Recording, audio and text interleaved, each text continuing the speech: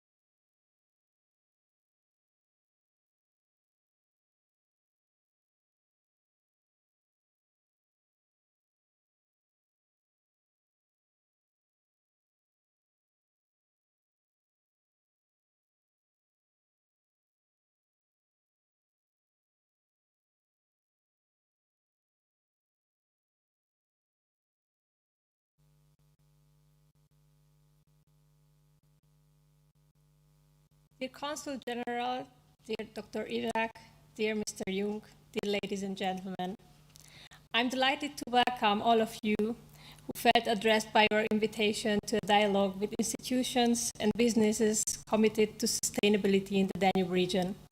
My name is Judith Csikszentmihalyi. I'm the coordinator of the Priority Area 8 of the Danube Region Strategy. Together with the science attaché from the Consulate General Stuttgart, Judith Kindert, we have planned an event where we can jointly contribute to the sustainability turnaround by innovative approaches, presenting good practices, introducing new perspectives, and further networking.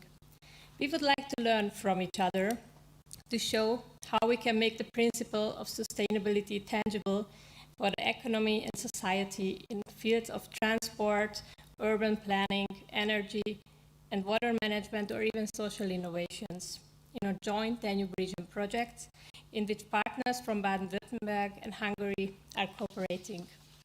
Now I invite Consul General Dr. Izsák to welcome the participants to our conference.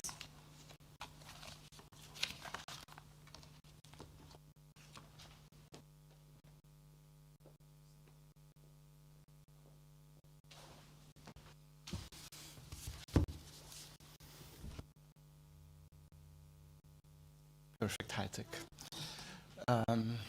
So good morning, dear participants, distinguished guests, ladies and gentlemen, friends of our planet and sustainability. Making my thoughts what I should say this morning to you. I had, of course, help from my colleague, Ms. Kindert. I was standing in front of the mirror and looking at what tie I should choose this morning. The tie should somehow relate to the topic we are discussing today. And I grabbed my green tie, which was almost in two pieces, not clean at all. And I thought, okay, I can't use this tie. So I used the red one because I think it's red is the color of alert. And at the latest, after the global summit we had now the last week, it's more than time for alert regarding sustainability and our planet. So, but because you're not here to see and hear about my morning rituals, choosing my ties, so I will have some words to welcome you here. It's my privilege to welcome you all today at our event, together with the Ministry of Economics of Baden-Württemberg and many, many more really distinguished partners. Sustainability is a rather special topic in the international arena, since it is one of the goals most of us agree about, or accurately about its importance. We urgently and radically need to change the relationship between man woman, and nature. We do so because this may well be the first universal challenge of mankind. We discovered fire, invented the wheel. A couple of millennia later, we even split the atom and reached to the stars. We achieved these while and because we were in a never-ending competition, a race with each other, most of the time at least. Now we stand facing a challenge which is general for all of us, individuals, communities, nations alike. Creating a sustainable future is our shared responsibility, the first step of which is to adopt a common set of values in order to preserve natural assets. Furthermore, achieving a sustainable future requires cooperation. We are very pleased to have been able to organize today's event, this conference, in cooperation with the Priority 8 of the Danube Strategy. Since we have never confronted such an issue, it is just natural that we need deep, detailed, and forward-thinking discussion before our governments, the private and the civil sector can start organizing and coordinate the response.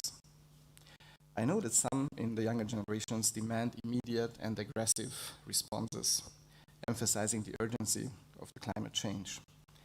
Nevertheless, hundreds of years of diplomacy and history taught us that the more complex the issue, the more it demands careful thought and wise discussion.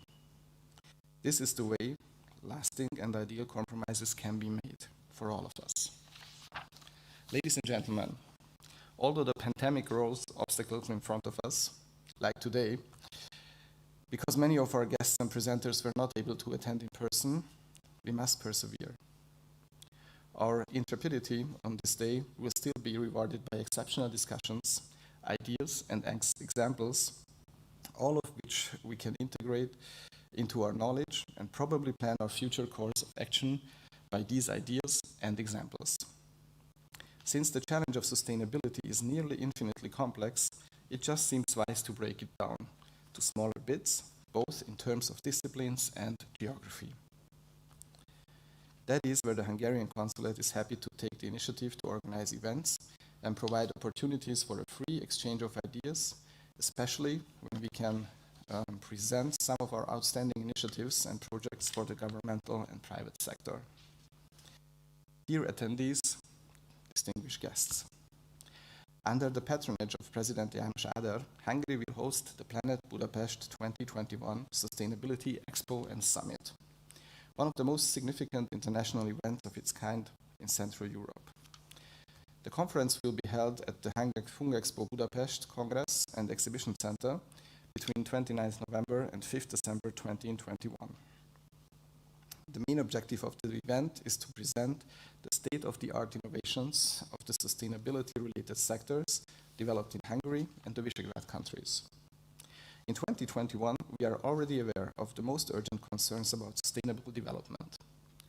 The Planet Budapest 2021 goes beyond re-identifying the problems already known. It aims to present them and also to answer the question of what is the next step? What can we do? What can international politics, a local company, or even a single person do? What kind of solutions can we offer for the problems, and how can these ideas be implemented? Thus, Planet Budapest 2021 strives to provide space and solutions for those who want to think about the future of our planet in a sustainable way. One of the main goals of the event is to present concrete solutions for the success of sustainability transition and to expand and exploit the related market opportunities. Furthermore, Planet Budapest 2021 aims to outline a positive perspective on sustainable development and also wishes to play an active role in raising awareness towards relevant issues of everyday life and in presenting a toolbox available, affordable to all in order to create a sustainable life as well. The Planet Budapest 2021 is built around 4 thematic event groups. During the summit, nearly 100 invited speakers, heads of state and government, decision makers, prominent scientists, and representatives of the business world We'll discuss topics such as sustainable water management, food production, smart cities, waste management, energy, and transport. The summit aims to provide tangible, accessible, and cost-effective solutions to the challenges of sustainable development. Within the framework of the Sustainability Expo, around 190 exhibitors from the Visegrad countries will present their products and services on the above-mentioned topics to delegations arriving from all the world in an exhibition arena.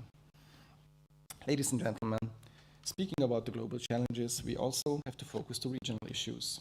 The Danube River connected our communities for centuries, made it possible to exchange goods, ideas, formed our history.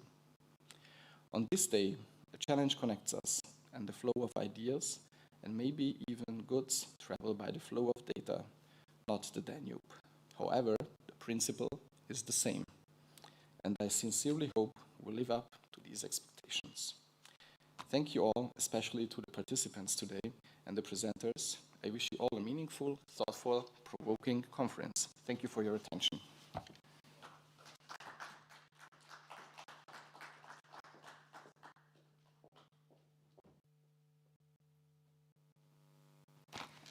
Thank you very much, Consul General, for your words and also for the report on this year's mission of Planet Budapest, which is one of the co-organizers of today's event. Now I would like to invite Mr. Johannes Jung, Head of Department of Strategy, Legal Affairs, Foreign Trade and Europe of the Ministry of Economic, Labour and Tourism, Baden-Württemberg. Please, Mr. Jung, the floor is yours.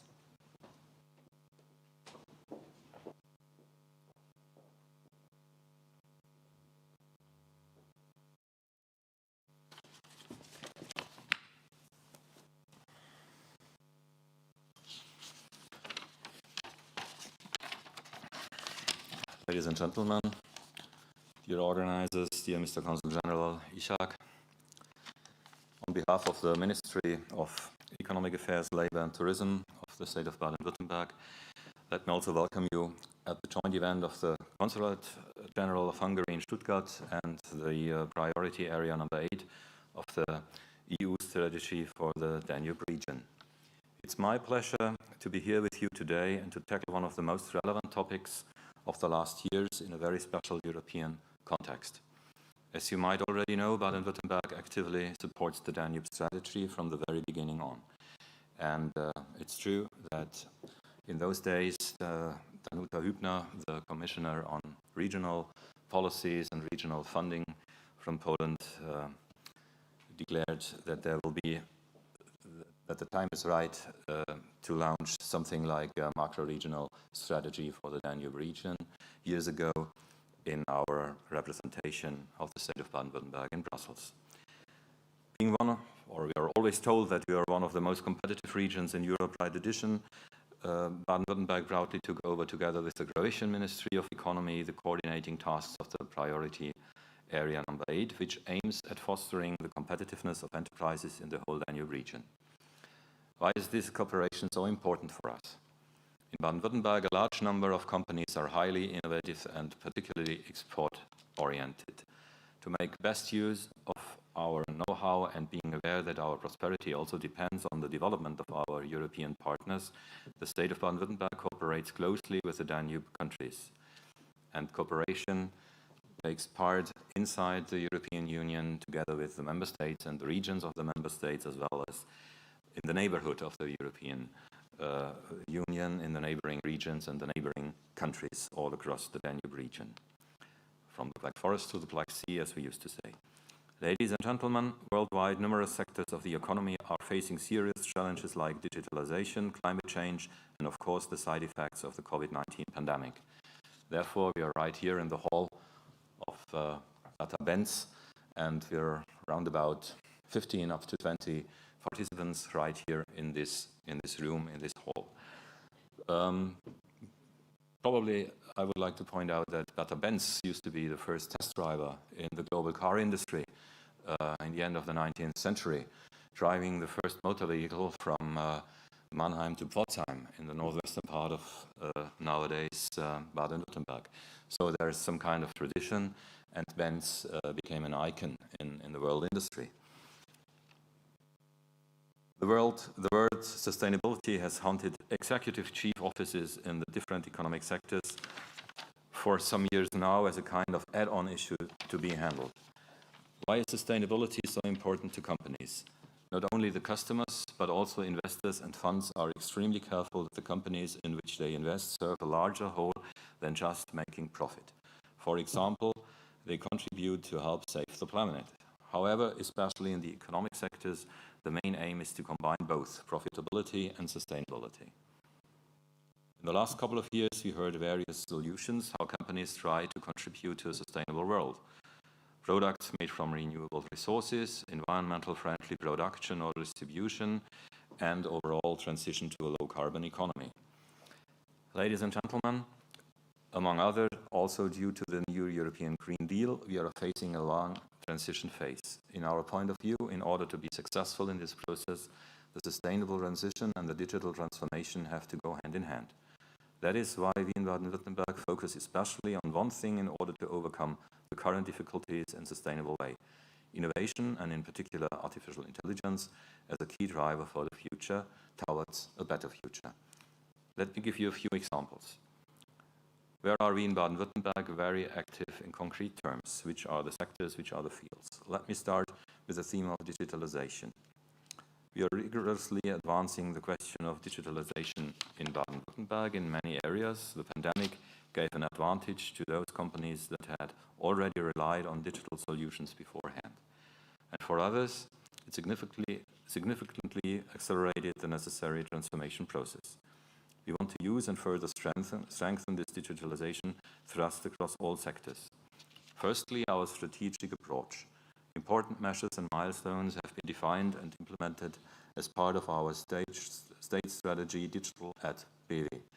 And for the companies, the Economy for Zero initiative, as well as the Industry for Zero Alliance, towards launching activities and coordinating activities towards the Internet of Things.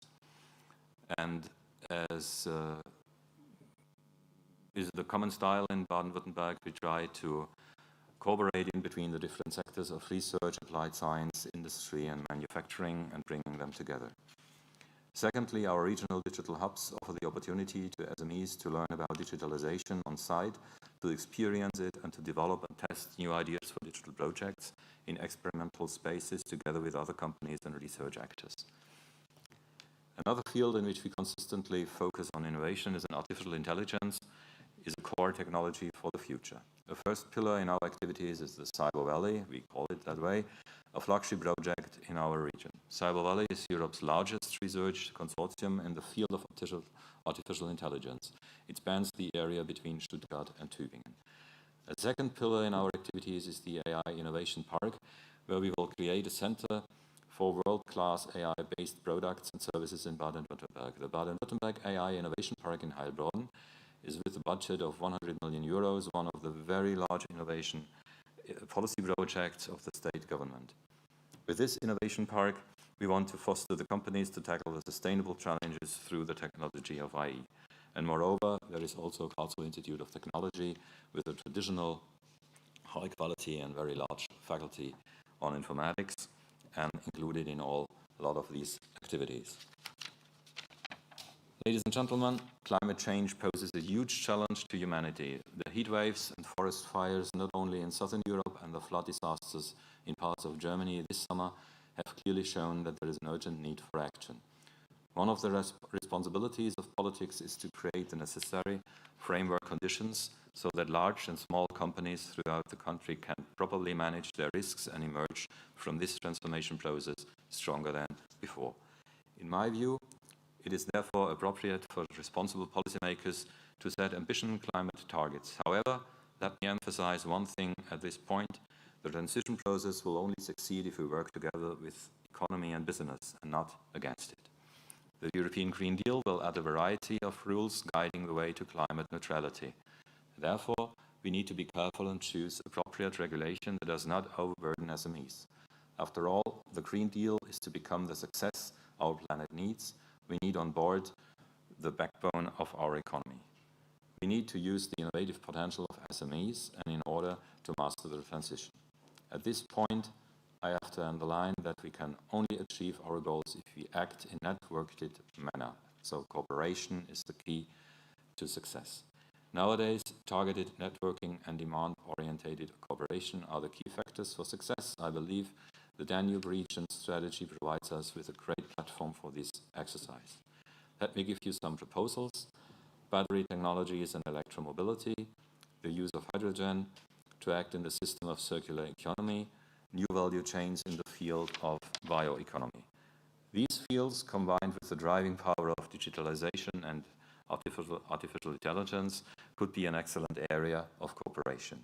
I hope that today's event will offer further cooperation possibilities for our stakeholders in order to find joint solutions for common problems, and I'm sure we will hear great examples how already existing projects can pave the way for a sustainable Danube region. At this point, I want to thank once again the General Consulate of Hungary for the cooperation with regard to the preparation of this event today, as well as the colleagues from Hungary who join us today in order to present their best practice solutions. Thank you very much for your kind attention.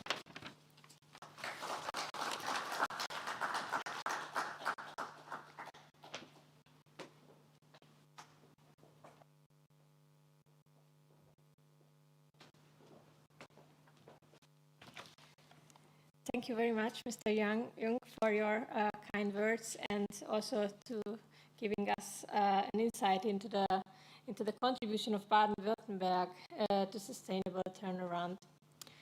Well, as it was already mentioned today, unfortunately, the corona situation is very critical now. Therefore, in order to show you how the situation is in Hungary, we received a video message from Mr. Attila Steiner, State Secretary at the Ministry of Innovation and Technology, responsible for the development of the circular economy, energy and climate policy, who unfortunately cannot be here today by person due to the increasing virus situation.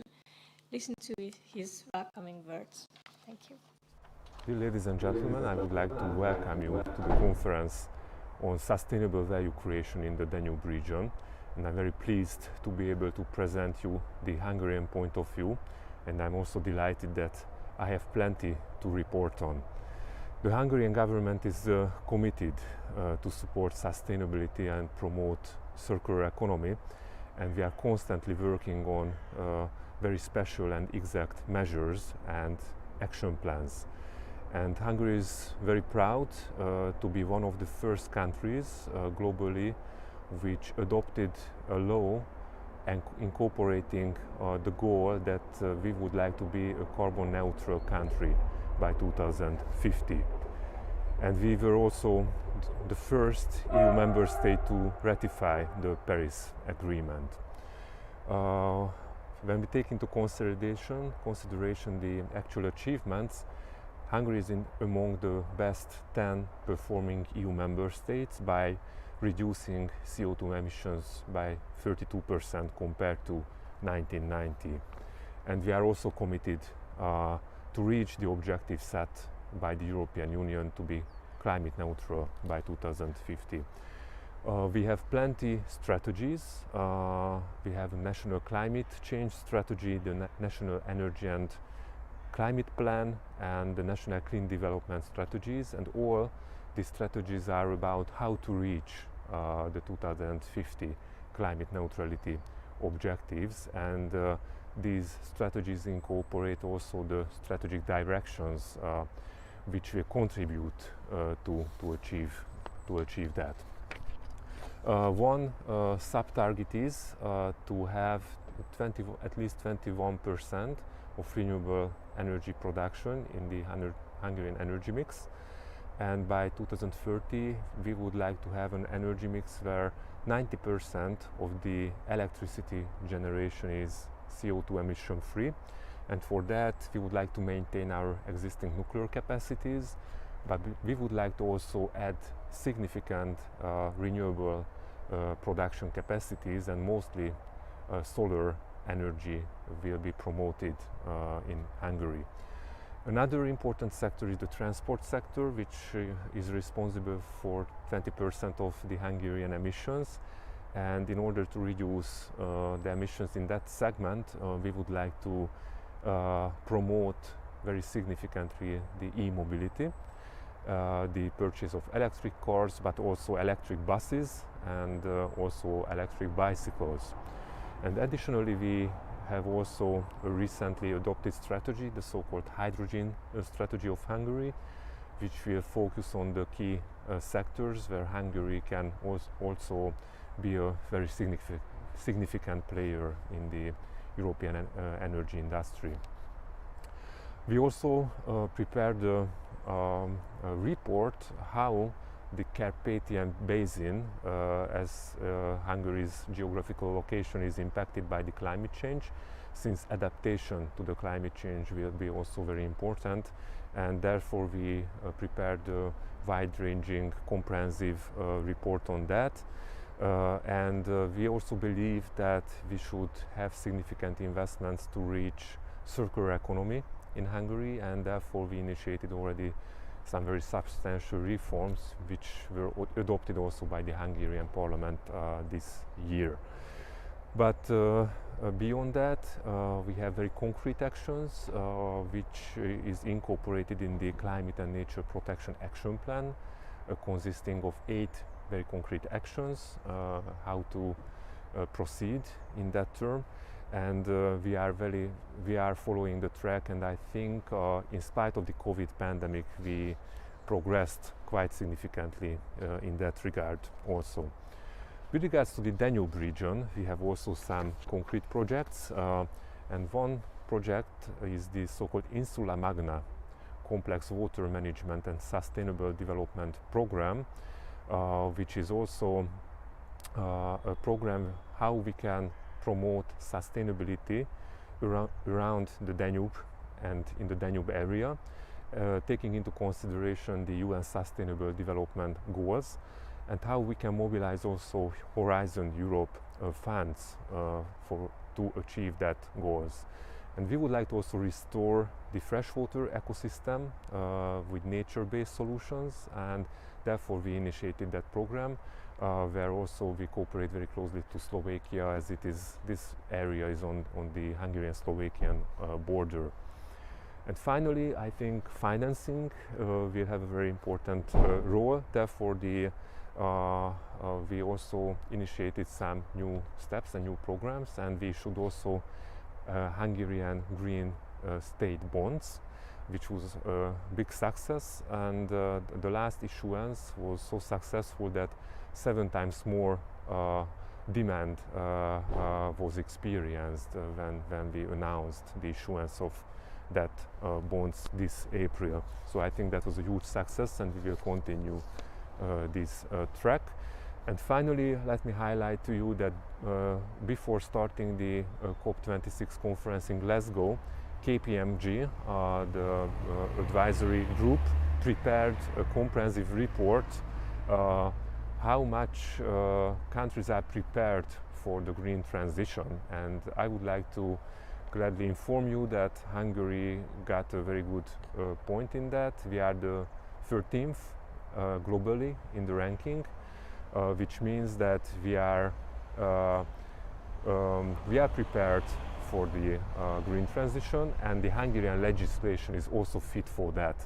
And that was also confirmed by the KPMG international report.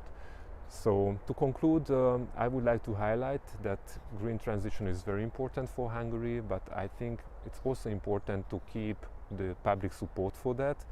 Therefore, other aspects like competitiveness, the price of energy and supply security is also very important, and we shouldn't forget about that aspects when we are implementing the green transition. And I can assure you that Hungary will be certainly a reliable partner to be on board on this green transition. So I'm wishing you a good conference and many exchanges of best practices, and thank you for your attention.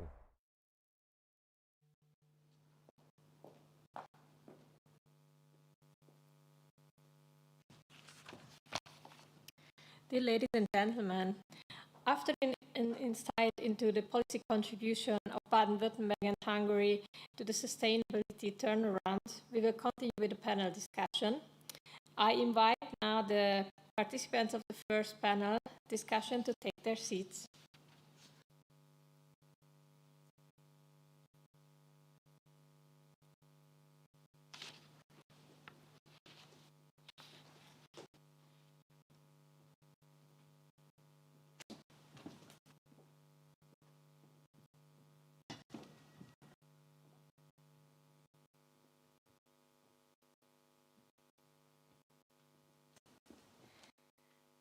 Experts on sustainability issues, especially in shadow of Glasgow, tend to summarize the state of our planet briefly as being in the 24th hour, or with other words, the house is on fire.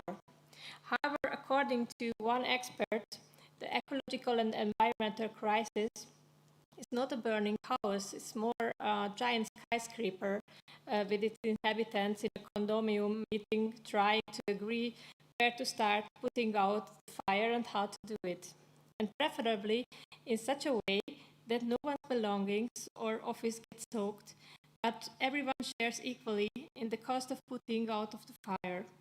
This makes the big firefighting experiment look really difficult. But what if we were to take on the firefighting job one apartment at a time? What if everyone take care for protecting their belongings instead of worrying about how and with what they would put out of the fire 2 floors above them, and whether the neighbors upstairs would get wet? How can we find a balance between the agility of individual firefighting and dialogue about best firefighting practices? Let's draw inspiration for the answer from the panel discussion that follows, reflecting on the results of the projects presented. Now, I ask also the online audience members to ask questions. We are here and listening to you. There is a window chat where you can address your questions. But now, let me introduce our panelists.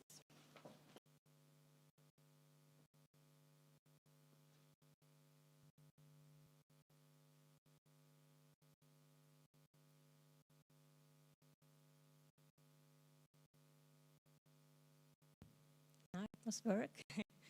Yeah. So first of all, please let me introduce one of our panelists, Edith Lakotot. She's the president of the CitrusNet Association, who is from Kecskemét and project manager of a social innovation program of wide interest. Sebastian Riem, who is the director of the Danube office in Ulm. And Sergi Costa, project manager at the BioPro Baden-Württemberg. All of them will also present good practices from projects in the Danube region where sustainability is a central guiding principle. But I would suggest let's start with the discussion and with the presentation of the project.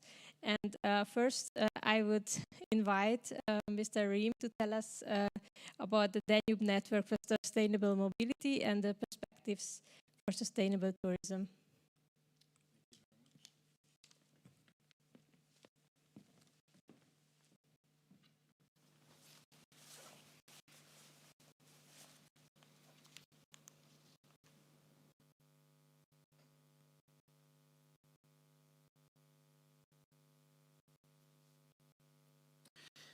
Yes, dear ladies and gentlemen, dear participants, dear Consul General Dr. Ishak, dear State Secretary Steiner, and dear Mr. Jung. First of all, I would like to thank you very much for the invitation and for the opportunity today to outline a bit our project work. As Judith already said, we are a city-owned company by the city of Ulm and New Ulm, dedicated to interregional cooperation. Some of us maybe also know us for the organization of the International Danube Festival that takes place every 2 years. So I kindly invite you for next audition in 2022. First of all, I would like to start with a short insight in one of our previous projects, which is the Trans-Danube Pearls project. It was running until 2019, and at the end we were able to establish a network of 11 destinations, all dedicated to sustainable mobility in tourism from 8 Danube countries. And I'm especially happy that also 2 Hungarian destinations are part of this network, namely Szigetkős and Mohács. I hope I pronounced it correct, but I see the audience agreeing. And in this respect, I would like to take you on a short journey along the Danube, because pictures can tell more than words, and we have a nice short video about this project, the network, and the idea behind it.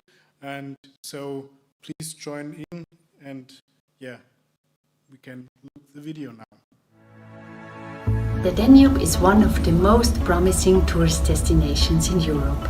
To reach the Danube and explore its diverse attractions, most of the tourists use their own car, and this entails a negative impact on the environment and the local population. The main aim of Trans-Danube Pearls is to build a network of destinations of so-called Danube Pearls, which allow tourists to travel in an environmentally friendly way. To reach the pearl, to travel between the pearls, and also to travel within the pearls. It's a big issue to perceive the entire Danube region as a unique destination in which tourists as well as inhabitants can move around with socially fair, economically viable, environmentally friendly and health-promoting mobility services. You go through Vienna, Bratislava, Budapest and Belgrade, and you know I'd never visited any of those cities, and it was the river that took me to them. We have a group of retired Germans, and we were taking them for canoeing, and after half an hour they started to tell, "Oh Zoltán, this is fantastic, it's a real jungle." And I said, "Well, have you been there in Amazonas?" "Yes, we have been in Amazonas, in Congo, in Zambezi. We have did a lot of pairs of the earth, but we couldn't get so close to nature than here." You get in touch with the local people. That's the main point about traveling. Not being only for yourself, sitting in a car and going away. And so it's nice to check out the bus system and the train. And you sit in the train meeting other people, and you share your food, you share your drinks. That's beautiful. I like following rivers because they, instead of choosing one holiday destination, you get this whole route and a whole change, and you just go with the flow of the river. In the last 3 years, the partnership managed to establish 10 mobility information centers, providing on-site information about sustainable travel options. 25 sustainable mobility managers were trained to support visitors in finding their way to the main touristic attractions of a pearl with the bus, the train and the bike. Furthermore, the partners managed to implement sustainable mobility services like bike rental and bike carriage systems, or flexible public transport systems, overcoming existing deficiencies in the transport system, especially on the last mile. All these activities will make it easier for visitors to travel the Danube region sustainably.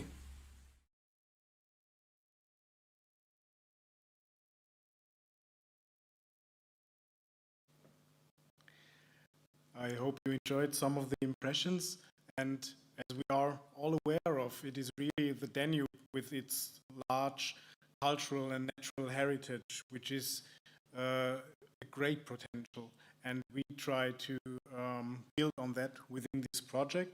As I said, we have established this network of Danube Pearls, meaning these are all destinations and cities, regions dedicated to sustainable mobility and tourism, and so to say, they want to position themselves also in this context and move ahead. And building on this network and several other ideas, we came up with this new project, Trans-Danube Travel Stories, which I would like to present now briefly to you.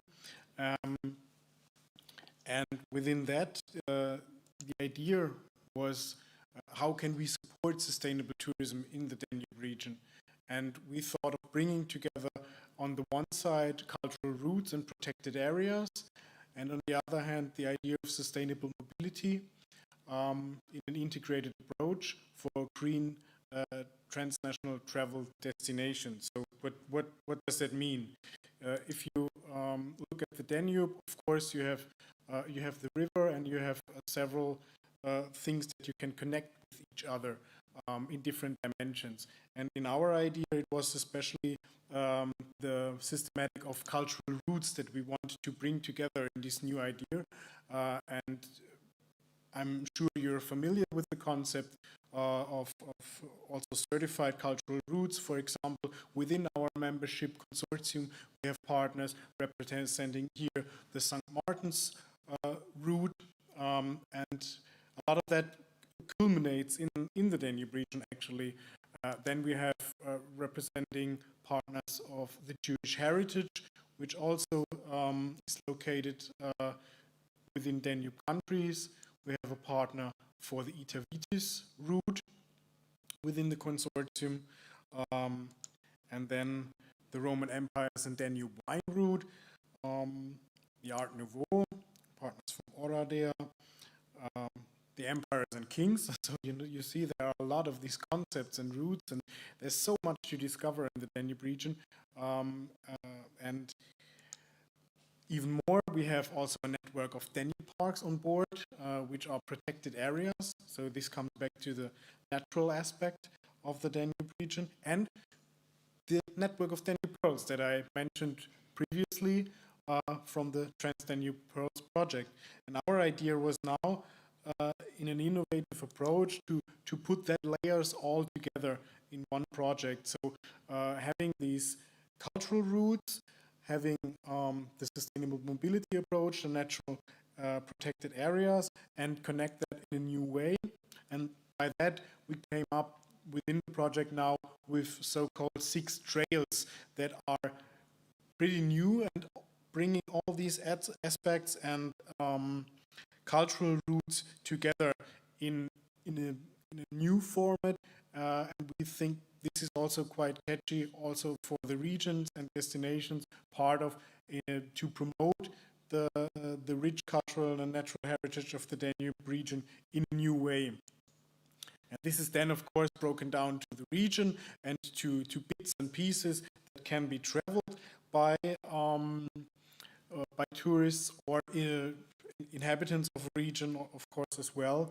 And yeah, how can we make these visitors experience the new developed stories and trails?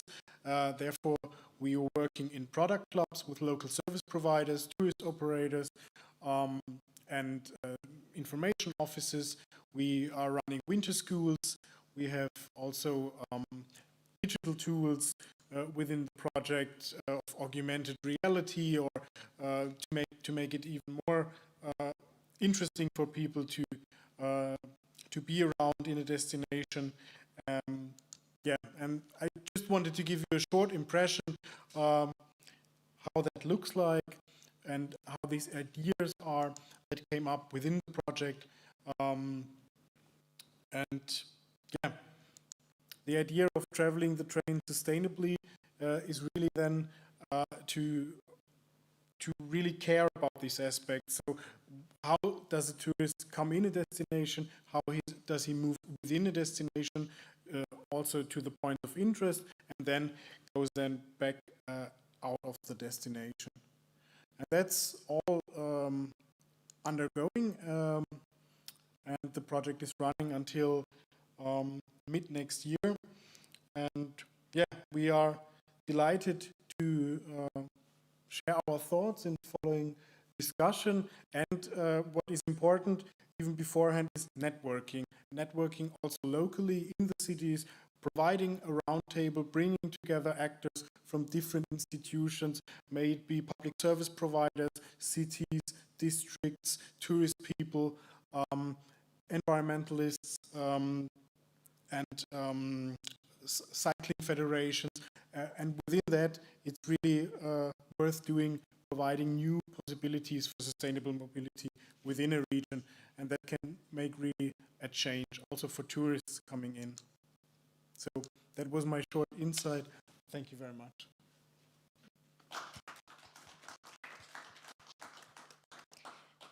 Thank you very much, Sebastian. I think it's really great that there's that kind of capitalization of project results, because it's great that you finished one project and you started with the new one, building on the experiences of the last ones. And I really hope that in the new programming period, you are also going to go on and further develop this project. I think that would be very interesting. Thank you very much. Please take a seat. So, and now I would invite Edith Lago-Toth to present their concept for sustainability of an aging society, the practical experiences of pilot program, and the perspectives of the Danube Region Corporation. Welcome, everybody. It's so good to be on the floor because you don't have to wear a mask. So, I'm Edith Lago-Toth, and representing the CIDONET Knowledge Management Program coming from Hungary. As you can see on our slide, we're supposed to be two of us here. Unfortunately, Erika Sarkozy, who is a social researcher of the Aging Society and also the founder and developer of the CIDONET program, could not come. So I will give you a short overview about the CIDONET concept, which is about the aging society and solving the problems of the aging society. And I will also introduce you to one Interreg GTP project called D-Care, which is about smart care and health of the elderly. We also have a partner in this project from Baden-Württemberg area. This is Biolago Health Network. You can see on my side active, useful and healthy aging. That's the goal. I think not just for the society, but for individuals as well. Useful might sound a little bit strange here, but actually this is the essence of the CIDONET program. We do think we have to change the mindset about aging. We cannot think of elder people as a problem any longer. We have to put their knowledge and experience in the middle and manage it well so it can be turned to be useful.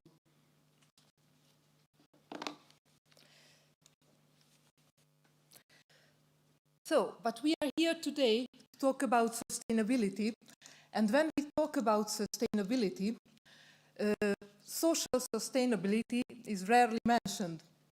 But I'm telling you, why do we have to talk about it?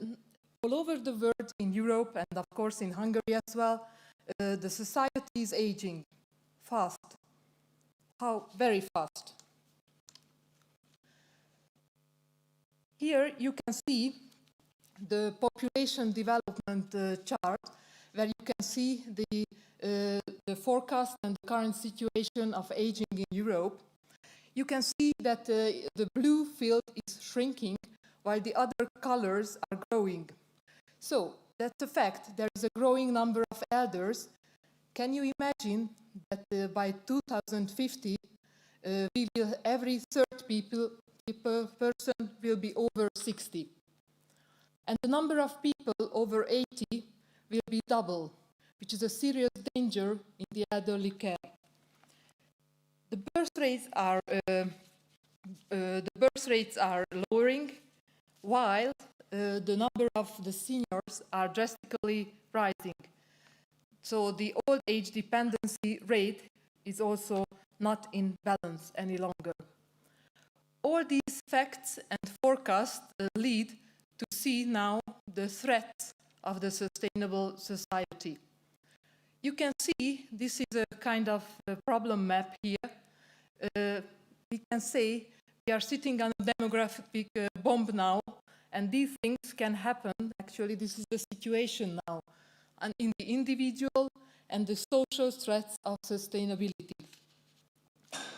The feelings of the aging are, for example, losing jobs and tasks, tensions between generations, but as well, on the other side, you can see the low childbirth rate or labor shortage and unemployment.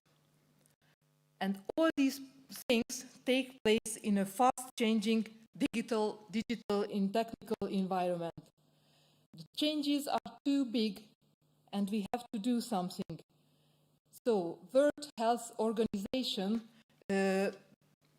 introduced a model called the active aging model. This is not only a measuring method that is measured every year all over the world, but also a strategic tool. Here you can see there are 4 main groups. Let me just emphasize here the employment, and also to see that they are measuring the employment rate in the age group 70 and 74 as well. CIDENET program has all positive effects on these indicators, and our responses to these problems that we offer job opportunities for others, new social roles, and changing of the mindset, and of course, senior knowledge management.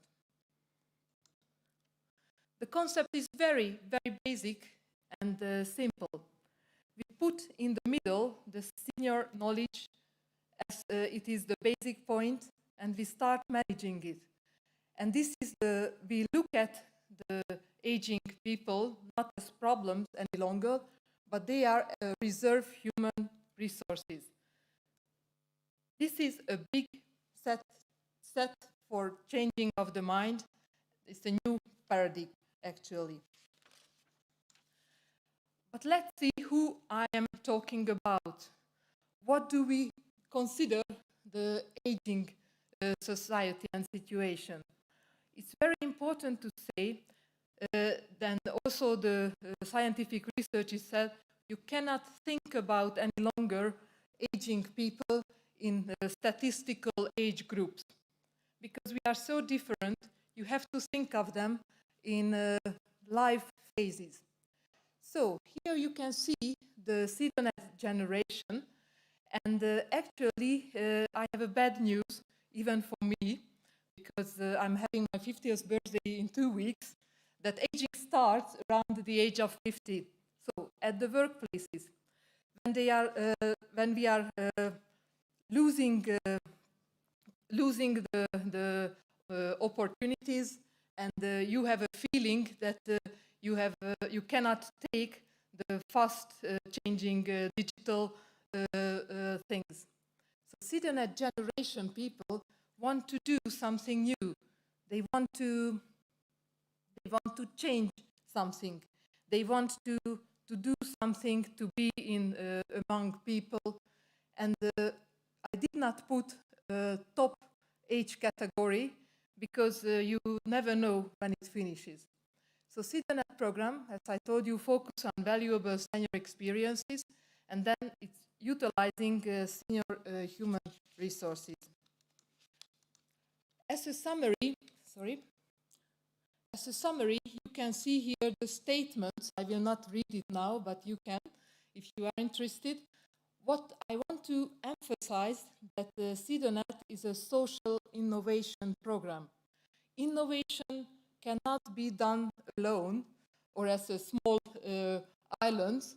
You have to cooperate and co-create. So we are using the model of the quadruple helix, which is you are involving different stakeholders like local governments, civil organizations, labor market employers, opinion leaders, and the local media as well. It's very important to work together with them. And of course, the families and elders themselves. So, senior knowledgement as a process requires cooperation, and we think the most important action will be cooperation and co-creation in the future. So this is our, we call it City Lab, but actually it's a living lab. What does it mean? That you have a place where you can try all these concepts. CIDENET is not only a concept, it was tested in a 2-year pilot project in Kecskemét, in the town of Kecskemét, and this was a vivid place, and we call it City Lab because it happened in a town, where innovation, the community, and the public space together. The project's main goals are also listed here, and as I told you, we had the pilot program, so we tested the concept, and it worked so well that after the 2-year pilot program, the local government of Kecskemét took over the program and continues it, which we are very happy about it. By the way, Stuttgart and Kecskemét has something in common. In Kecskemét, we have a Mercedes-Benz production plant, and we are really happy that they are there, which is helping the economic situation, but also we have to focus on the social situation as well. Okay, so CityNet is a complete ecosystem where cooperation, connection, and communication is going together with all the stakeholders. And we have this cogwheel drawing, because when the cogwheel starts to turn, you can see that they start to turn other smaller cogwheels. So the effects, the innovation effects, will directly or indirectly has effects on other areas as well.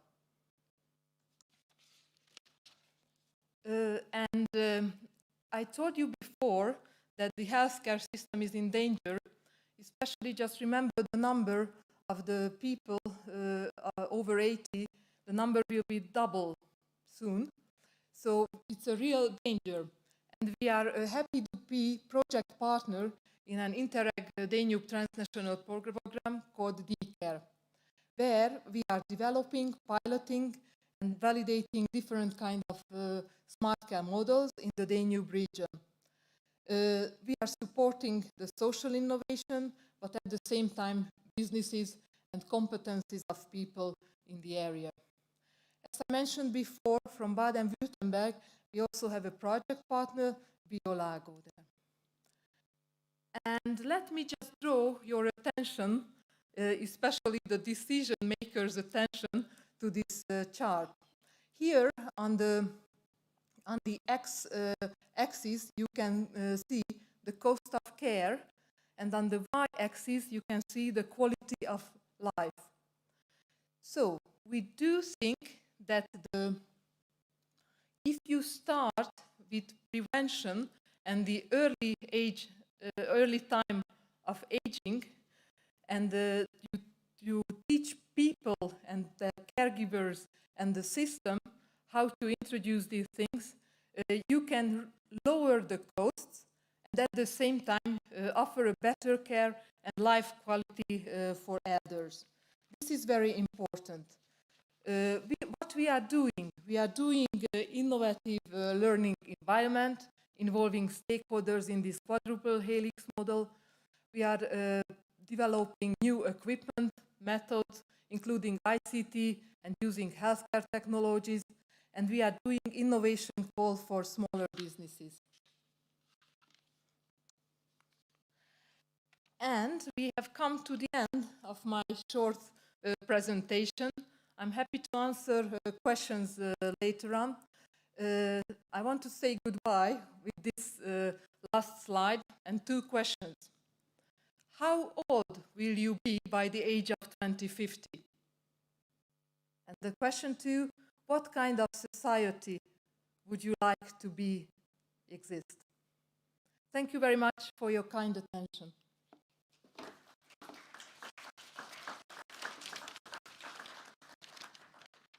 Thank you very much, Ms. Lakotot. This was a really interesting presentation, and well, I think definitely this is the panel of the Interreg projects. And I'm also very happy because usually when we are talking about transnational cooperation and Interreg programs, the people are telling us, well, these are not very concrete programs. Interreg A, cross-border cooperation, is much more concrete, but I think we can show it even with these examples that Interreg transnational programs can really do a lot for our society. So now we will move on, and I would like to ask now Mr. Sergi Costa from BioPro to present us a project Go Danubio, which is the continuation also of a very successful project which was led by BioPro, and which was also a project which was always mentioned by the European Commission as a great example. So please, Sergi, thank you. Okay, thank you, Frau Schmidt. Ladies and gentlemen and distinguished attendees, I will give you a short insight on Go Danubio on behalf of BioPro Baden-Württemberg as lead partner of this project, but also on behalf of our big consortium. So you will see here in this slide that the title of this project is very long. Sometimes it's even confusing for us. So I think I will be more pragmatic or practical, and I will go to just to stress the 4 main topics of this project. One is circular bioeconomy. I will go a little bit deeper on this later on. Second is participative governance, quite very important. I think the Danube macro region. That will be a rural renaissance, what we expect from rural areas if we see it in year 2030, 40, and 50. And lately, demographic change, also a big issue in many rural areas in Europe. So let's going to start with circular bioeconomy. I think that most of you might be very familiar with circular economy. With circular bioeconomy, I'm not that sure, but probably as attendees of this event, probably this is the case. I will just give you some short notes on circular bioeconomy. Circular bioeconomy is, like I would say, a bio-based economy, not a fossil-based economy. That means that at least it's greener than the traditional one, and it goes very aligned with the EU Green Deal. So, but to make this happen, we need a really transformation. I think we are on the way already in some part of Europe. And the idea also behind of Go Danubio is also to support this process in the Danube macro region. So it's about to see at mid-term, long-term, an economy that is helpful for the demographic changes, for instance, for the brain drain of youth in the eastern part of Europe. So who we are? Actually, we are a big consortium, around 20 partners. From Hungary, we have a partner in Budapest that's called IFCA. It's a business support organization. As you can see here, we have at least 70% of the consortium are related with clusters of business support organizations. But we have also municipalities on board. We have also 2 national or 3 ministries. And we have some associated strategic partners that they are representing municipalities or umbrella organizations represented municipalities. That means that we try to go from national, regional to local level through this project. Very shortly about Go Danubio, 3 main pillars of action. One is what for, why we need a project like Go Danubio, also as follow-up partly from this Danubio Balnet project. It's because we need to accelerate the uptake of policies related with circular bioeconomy in the Danube macro region. You will see later on in a table. And then also, if we try to roll out these policies, probably, hopefully, there will be less territorial imbalances and less demographic change in our regions in the upcoming 10, 20 years. So this is, for instance, one thing that we made during the first work package of the project is to map what are the existing policies related to the 3 main topics that we wanted to tackle. One is circular bioeconomy. I put also bio between brackets. You will see why. Demographic change and rural development. If you see green color, it's a good sign. That means that policy is already in place, or in the case of light green, it's in preparation. If you see yellow, it means that there is at least no specific policies on that theme. So you will see rural development is clear. All member states need to have these rural development programs. For the reason it's all green. Even Serbia as a candidate state country. But if you focus on circular bioeconomy, you will see that actually Baden-Württemberg is the only one right now with a regional strategy, and the colleagues from Upper Austria, they don't have a regional, but they have the national one. In the other cases, what we see is a lack of circular economy policies specific, or just they are preparing circular economy. In the case of Hungary, they are drafting a circular economy strategy or roadmap. So another pillar of action is how we can do this happen. Actually, what we try is this word of bioeconomization. We try that the innovation ecosystems in our regions are bioeconomized. That means trying to engage stakeholders that till now they are not aware about what is circular economy, but they can be participants, they can suppliers of also this value chain. Then second is rethinking the value chains. It has been already mentioned today, digitalization, COVID, and so on. I think we are in a new paradigm. Maybe the supply chain, value chain, value network should be, the look should be go to the east of Europe, for instance, in our case, not to the far east, that would be Middle Asia and Asia, for instance. And digital transformation is also a lever of this process. So here I think that paradigm is, the momentum is perfect. I mean, EU Green Deal is at least since 2 years there. It's high in the policy agendas of all our countries. Digital transformation is ongoing. Variable is geometry, but this is normal in Europe. And also pandemic, I think that we learn from the pandemic, post-pandemic times about the value change. So with whom we want to just to support, to roll out this transition, this transformation, actually with, we think always with a multi-stakeholder approach. Well, we want to go from rural areas, I already mentioned rural renaissance, but we want also to go to peri-urban, to try to make this interaction peri-urban, rural, through the bioeconomy. And we go from regions to counties to local municipalities, as I mentioned.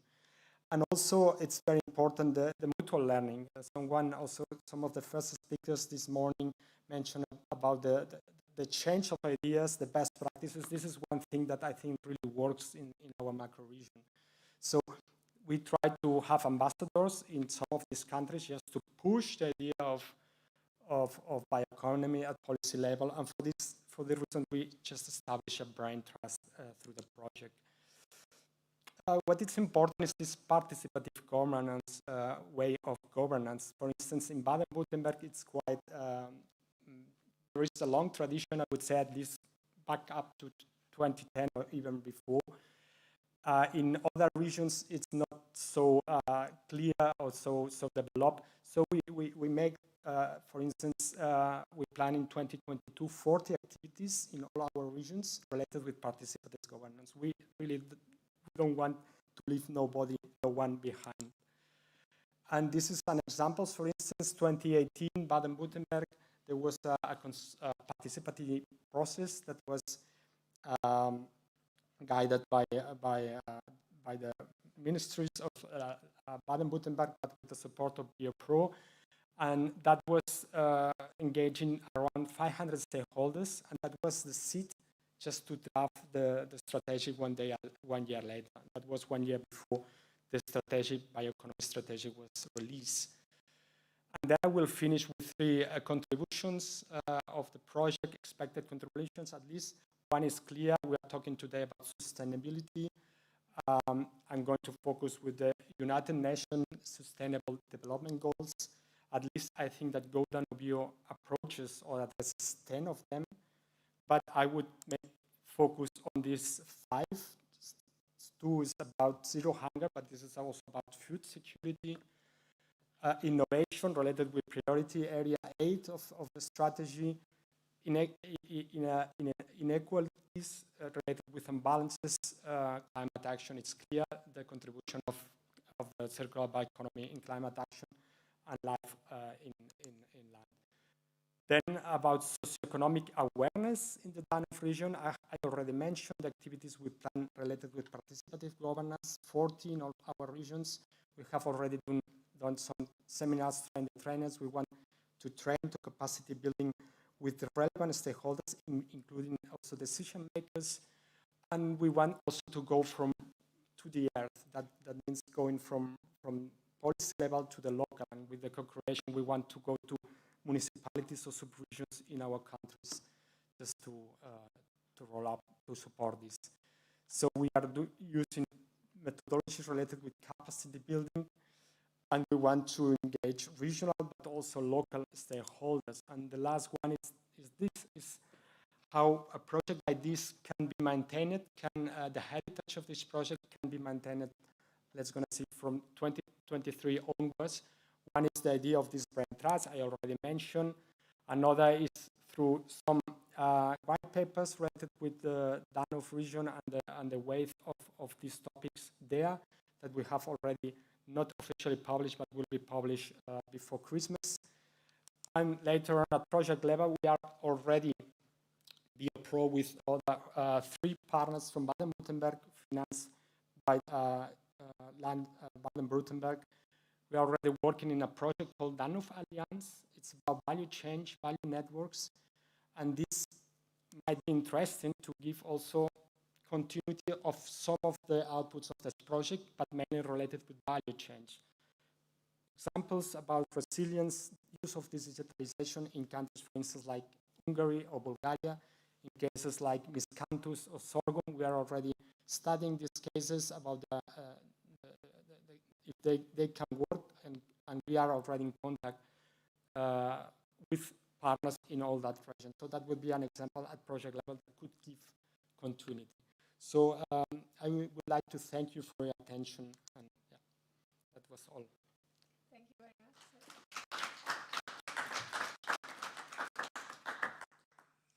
Thank you very much, Sergi.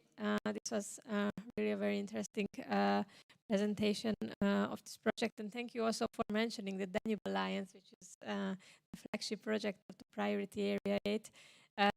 We also would like to thank you, BioPro, of course, for the continuous support in this respect. And I also can maybe tell to the audience that we are planning new flagship initiatives in the next couple of months. So I hope we will be successful in this respect. But I would start with one question, and Mr. Riem, Sebastian, your project is focusing on sustainable transport systems, and the project was closed in, I think, in 2019. So what is your experience? Do people really use these sustainable alternative transportation facilities?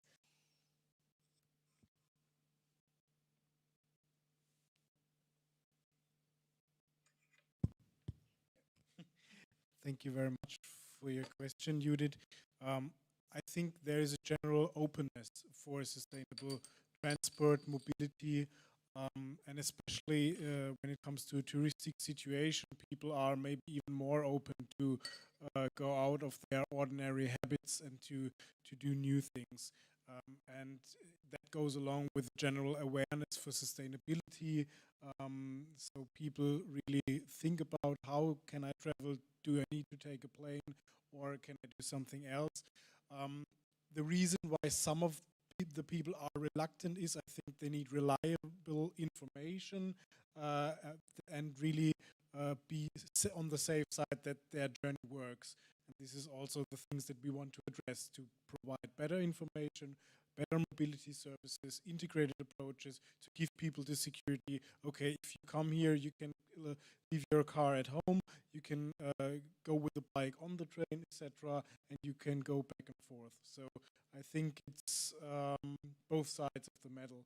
But the ones that are even more curious and adventurous, they are, I think, very open for going with the train, because you, as the one said in the video, you are not on your own, you go out to the people, and I think that's also what vacation is for. Yeah.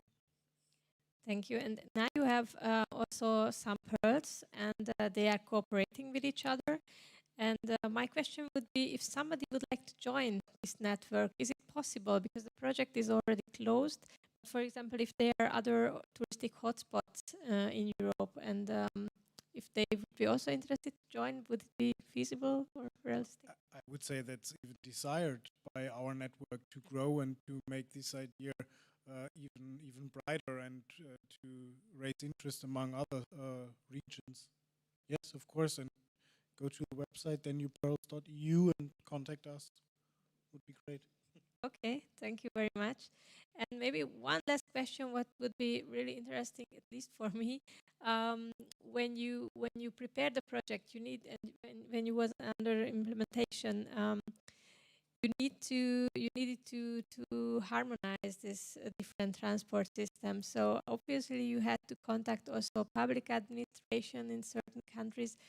How was this working? How open was the public administration with regard to this initiative? I think that we were building on a strong consortium and partnership, and within this consortium we have different institutions. Some are regional agencies. The Ministry of Environment of the Republic of Austria is lead partner, which is also very good and beneficial for the project. I think each region on its own has to commit the public authorities and entities to be part of such a process. That was what I said, coming back to the round table, and that is really crucial to bring all relevant stakeholders, institutions around one table under the glasses of sustainable mobility in tourism. It's not easy, yes, but for some it works quite good, and on the long term I think it's really a chance to use also the Danube as one brand and really to build on that. Even coming back to pandemic time or post-pandemic, maybe a lot of people have now a better feeling that there's maybe something good to discover just around the corner, and you don't have to go to the other end of the world. Okay, thank you very much. Sounds really interesting. So I will move now to Sergi. Your project, Danubio, is trying to offer new opportunities, especially for the rural areas. The question would be, what is your impression? How open are the stakeholders, especially in the rural areas, for such initiatives? Well, this is a question that probably I could answer better in 1 year time. Actually, yes, we have on board at least 3 or 4 partners. They are located in rural areas. For instance, I'm thinking about Gilincea Comune in Romania. We have a partner in Košice region in Slovakia, and even we have our colleagues from Croatian cluster that you might know, and they are also in good contact with the rural and also forestry areas in their countries. So we realize that when we are rolling out or developing these co-creation workshops in 2022, as I mentioned, there is 3 in each country. Some of these key partners, they will organize things at local level, and then in these places where in some of them there are already traditions in kind of sustainability projects, they will invite all, like, let's gonna say, foresters and farmers that would be and other stakeholders that are living there. No? But yeah, we try to contribute this. It's not an issue because in the circular economy, one of the main issues at EC level is that the farmers are still not so engaged in this process, and they are very relevant, even of course in places like Hungary, Romania, or Bulgaria, with a massive extension of agriculture and biomass. So I think that we have to be, I think that I will answer better in 1 year time, but we are doing our best to engage all the stakeholders. For this reason also in the Work Package 2, through this bioeconomization, we are trying to map all the stakeholders and of course primary producers, the people in rural places that can contribute to diversification of economies. They are relevant, they are target groups for us. Okay, thank you very much. As it was mentioned before, this project, Danubio, is the continuation of the project Danubio Walnet. maybe when it was a more practical one, and now you try to reach a higher level, namely you aim to include actors from different levels, academia, decision makers, industry. What is your impression? How was the cooperation, for example, also with decision makers, public administration, and also how the SMEs, for example, are reacting on this initiative? Yeah, actually, as you mentioned, this project is more policy oriented. Actually, we are contributing to priority 4 of the program that's called Well-Governed Danube Region. So, but also we are contributing to the strategy priority area 8, competitiveness of SMEs, and the 10 that is called institutional capacity. So in a nutshell, it's more policy oriented, but we have a lot, 70% of clusters and business support organizations still in this project. We have now ministries, and I really think that all of these stakeholders are very relevant, but for me, the main target are the decision makers, policy. Because 2 weeks ago or 3, we were in Zagreb, and we could have people from different ministries there, not from at least 2 or 3 ministries. That was a good exchange, and probably now with this online era, it's this kind of tete-a-tete contact between decision makers. It's not so positive for projects that are trying to reach more the policy level. Okay, thank you very much. So, Ms. Lacko, I would like also to ask you some questions, because you talked before about senior knowledge management and social innovation. How was the reception of these new approaches in the institutions you have cooperating with? Well, it's a really nice question. I have to tell you the very first story of SIDONET. When Erika Sarkozy, the founder and developer, was ready with her concept, she started to do a roadshow around Hungary and visited 19 bigger Hungarian towns. And only one of them, Kecskemét, was the one. Everybody said it's an important issue to deal with, but they were not ready to give an area for testing, to do the pilot project. So I would really like to say thank you for Kecskemét, because we had the chance to try the concept.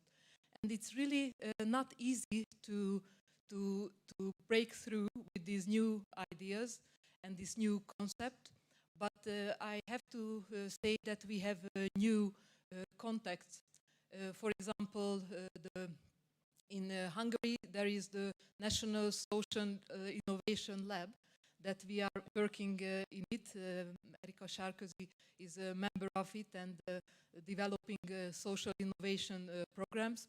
And we are in contact with the Chamber of Commerce Budapest, where we could also present our ideas, and they could also help to get these contacts, because we need to contact the companies as well to talk about this problem there.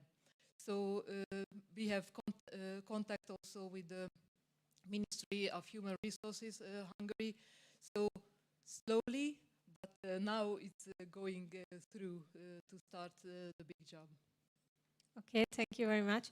And you also mentioned in your presentation the project Care Labs. And my question would be, how Hungary profited from this cooperation in concrete terms? Yes, first of all, being part and project partner in an Interact DTP project is very great, because you can learn a lot from each other. I think all the others can admit the same idea and feeling. We exchange our ideas, we learn a lot from each other, and then we somehow make a common concept, which is great. In this project, in this DCAP project, we have 4 Hungarian partners, and I also like Interact DTP project, because there is the framework, actually that's the application form, where everything is written and you have to do it, but there are some kind of flexibility activities at the national and regional level. So after having workshops and discussion with our stakeholders and also these new project partners, we were thinking to this one of the last slides of mine to concentrate a little bit on this prevention area, and we have plans to make a multifunctional platform connecting all the information, and also it can be a platform for e-learning. So we hope after the finishing of DCAP project it can continue and can be a really benefit for Hungary. That would be great. Yeah. Thank you very much. And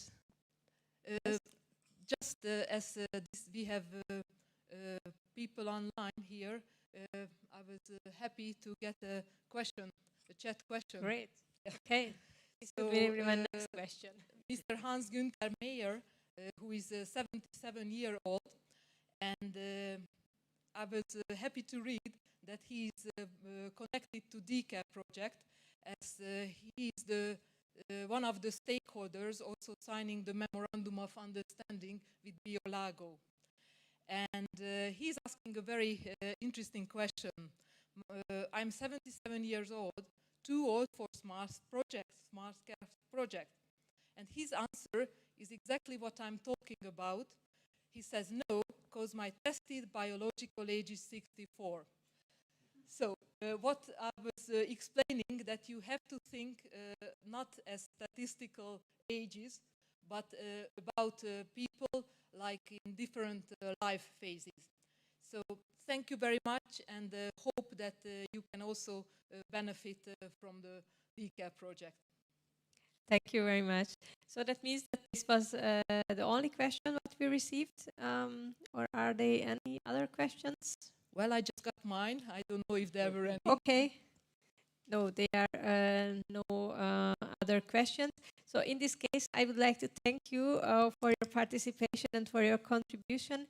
And now we will have a short technical break, about 10 minutes, and we will come back to you in a very short time. Thank you very much.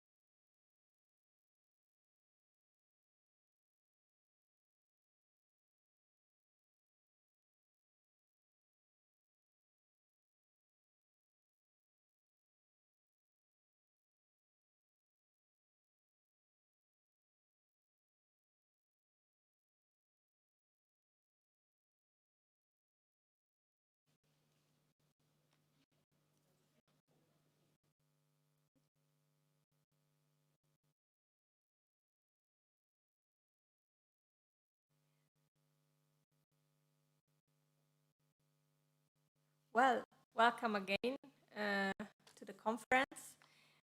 Unfortunately, the increasing pandemic situation, as I mentioned in the beginning, has slightly changed today's agenda, and several invited participants couldn't attend the meeting. But I hope that they can join us today via video conference, and therefore, first of all, I would like to invite Balázs Barta, the director of Panon Business Network, to join us online. Panon Business Network is focusing on facilitating business transformation to boost competitiveness.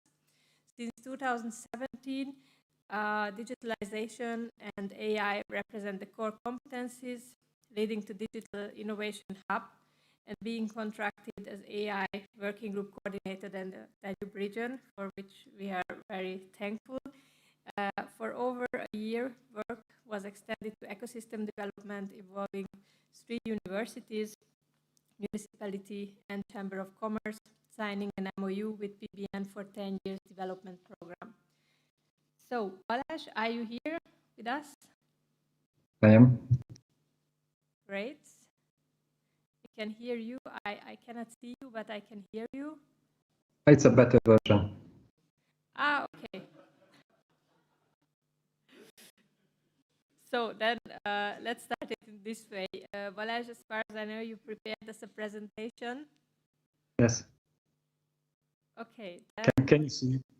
Can you see the presentation? Yes, and now I can see you as well. I hope you are doing fine and yes. Stable. Thank you so much. Yes, thank you so much for the flexibility, also for the introduction. What I would like to talk about very briefly is that how we can contribute to value creation in a sustainable way as a relatively small organization. So we are located in Western Hungary, and as Edith outlined, our key focus is digitalization. We have 2 aspects of operation. One of them is management, and the other one is the technical aspect. And what we go for is increasing value creation out of the 2. As you can see, we are 30 full-time staff members, and we are very internationally oriented. So as it was said by Mr. Jung at the beginning, that building partnership is essential. We have over 450 European Union partners, implementing so far over 75 international research and partnership projects. These are the 4 technological domains, and that's the domains, and that's the only introductory chart I will show you. So it's robotics, artificial intelligence, extended reality, and 3D technologies. And how comes it to sustainability, and why it's important, and how we can have an impact on our environment, and why is it important? I'd like to tell you just some numbers about Western Hungary, where I'm from. We are extremely proud that in the previous budgeting period, we were among the top 10 fastest growing regions on entire EU with respect to GDP on purchasing price parity, which means a very rapid growth. And on the other hand, the city I'm from, we have an economic output of 2.5 billion euros yearly. It's coming from international manufacturing companies. So if I look at these numbers, I can say that it's very promising. But there's another side of that. You can see that research and development spending went down to 20% of the original in 35 years. So after the change of the regime, we were expecting to have more R&D spending, and actually it disappeared. Also, if I look at the R&D stuff in our country, which is another geographical level, it's extremely limited what we have. And if I look at who are investing in our region, and it's not because of any extreme patriotic reasons, just a matter of fact of where the decisions are made, it's 3/4 of the companies that are fully foreign-owned companies which are making the investments. So if I put all these together as an observation, then we have the result that the net disposable income is less than half of what we have from the other side of the Austrian border. And if I look at this, then I can say that people who live with us are ready to move to Austria to work and live here, which is not an attractive way of living. And what we wanted to go for and what we want to strive for is to change this. And as Judith said in her nice words, we started to work on ecosystem building. So it's not enough to change one element of that, but we have to make a complex and holistic change in that. So we wanted to bring in know-how. You can see Fraunhofer is one of the big players that we invited to start to work together and build a new knowledge-intensive economy and build research and development, build higher education, and on that basis we can have move to the more sustainable job creation. Then we also invited universities to be more active in our region. We also invited Chamber of Commerce and the municipality. So that was the local partnership we developed, and we were working for 6 months on proposals. And you can see here that we have elaborated 20 different kind of strategic flagship projects that how we want to build our new economy. And we actually did that with 1,000 citizens. So it's not just for the sake of the drawer or just to have a strategy to please anyone on the policy level, but it was a very interactive procedure. And when we started to build this and when we elaborated it and we had this approval procedure, then we went to the European Commission and they were also supporting us in building this orientation of the whole system. And then we said, okay, if this is what we strive for, then we have to look at the neighboring regions with whom we can work. And we started to work together with 4 Austrian regions on building ecosystem together. And we said that, okay, let's build joint service portfolio to companies. And let's look at the maturity of the players and then implement different kind of pilot activities and thematic working groups. And then we said, okay, if we do these all layers, then we have a local commitment to change. And that's about moving from a single automotive supplier position to a diversified economy, having health sector, especially rehabilitation on top of that. And we invited Austrian players. We also wanted to have international players. And this is why Danube region is so important for us, because then it's very important that we are the leader. It's an honoring role. We are the leader of the working group Artificial Intelligence in PA8, where we are connected with 7 countries with almost 30 players and started to work together on different applications on artificial intelligence, especially for us, which is relevant in manufacturing and within manufacturing, health sector manufacturing. We also had other different topics we are focusing on Central European level, where we have thematic working groups, but we are none of the leaders. We are the leaders in the Danube strategy. So if we want to do this transition and move to sustainability in economics, we cannot do that in business without doing in the social care. And as Edith outlined, aging is a challenge. So we have the advanced management, we have the advanced technologies, and we started to work a year ago with the whole ecosystem on advanced treatment. So how to have digital applications helping the society. We know that, for example, in our city, we have 1,000 people and with dementia, and out of the 1,000 dementia patients, only 16 are treated by the care system.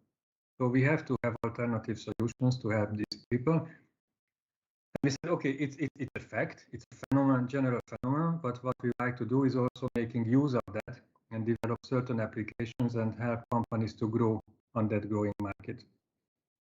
So what we are moving towards is having the advanced management, advanced technologies, and as of now, we also have the advanced treatment services. And we are working together with 200 private households. And so if we do this for manufacturing, if we do this for the care system, then we were thinking of how we can create these potential and competencies we have in digitalization towards the cultural values. And this is why we are very, very proud that we started to work together on the Danube Restart project, which is a Restart for Danube, which is aiming at how to bring cultural values to life and help digitalization applications to make our urban development more sustainable and our urbanization more sustainable. And then we have 3 focus areas within this urban regeneration focus. one of them is that what we are using in our digital innovation, however, different kind of services, we simply apply them to that environment.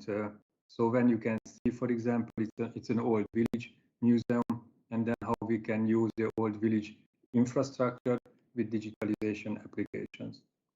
What we are also doing within the partnership is that locally we develop certain further players to either apply such services or to provide them to those players.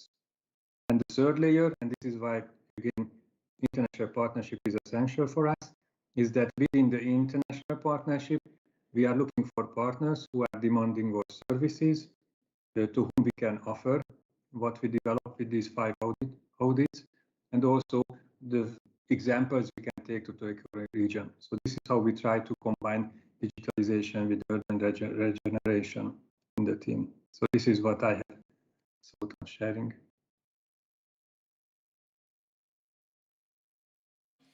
I know that you are very busy, therefore, if you don't mind, I would address you directly some questions.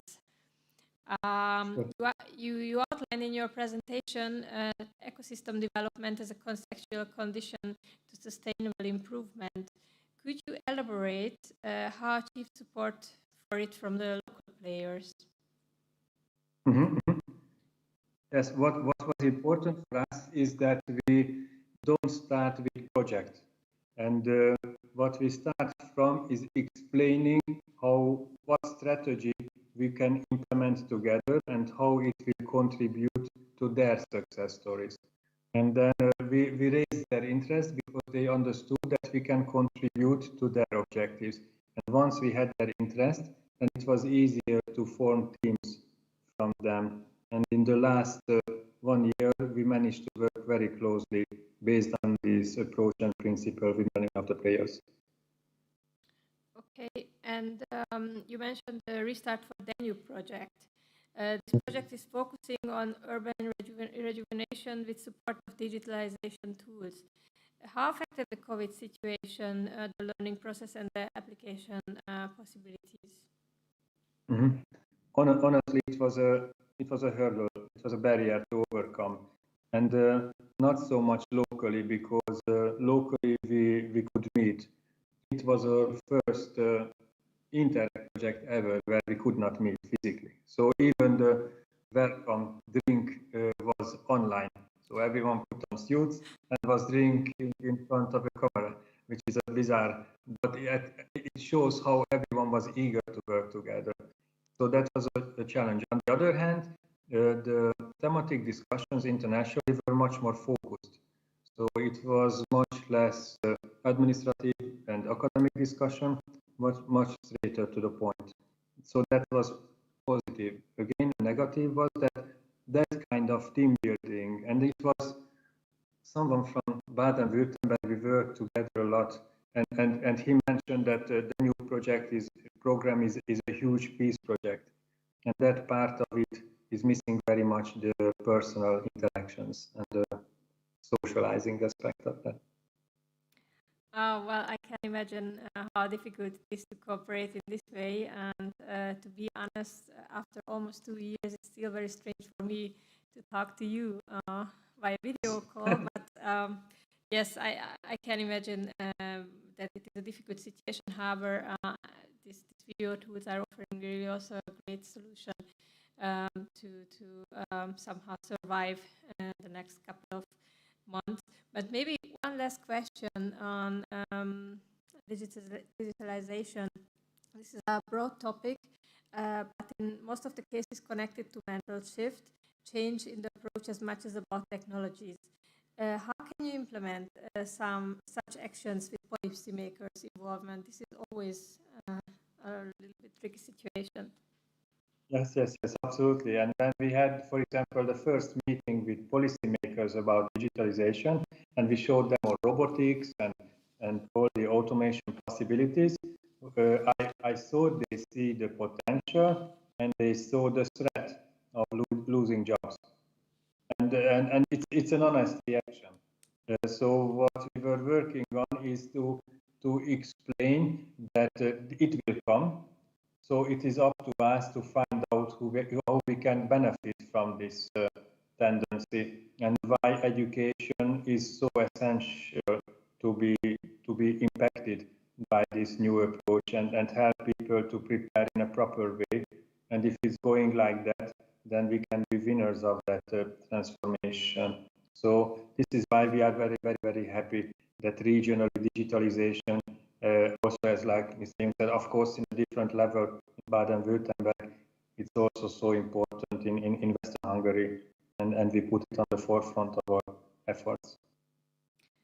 Well, thank you very much, Balázs, for being here with us today, even if only in a virtual way. And now we will move on with the annual panelists. I hope you can stay online and watch us. And I hope also that we will have the possibility soon to see each other personally. Thank you very much. Now, dear ladies and gentlemen, we would move on to the next panel, and I would like to invite our next panelist, Mr. Tihamér Tóth and Ádám Csiky-Mészáros, to join me here on the stage.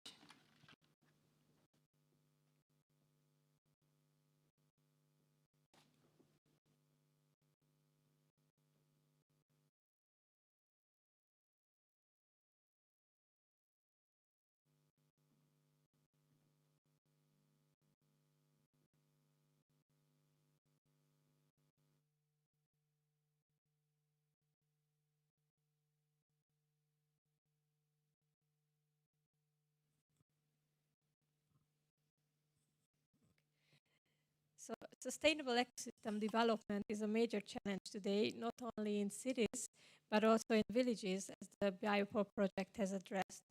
For the healthy development of settlements in Hungary and in many other countries in the Danube region, the importance of the countryside and the creation of sustainable, high-quality rural life is paramount. The Digital Wellbeing Program was launched by the Hungarian government in 2015 with the aim of creating the basic infrastructure for digital well-being for all.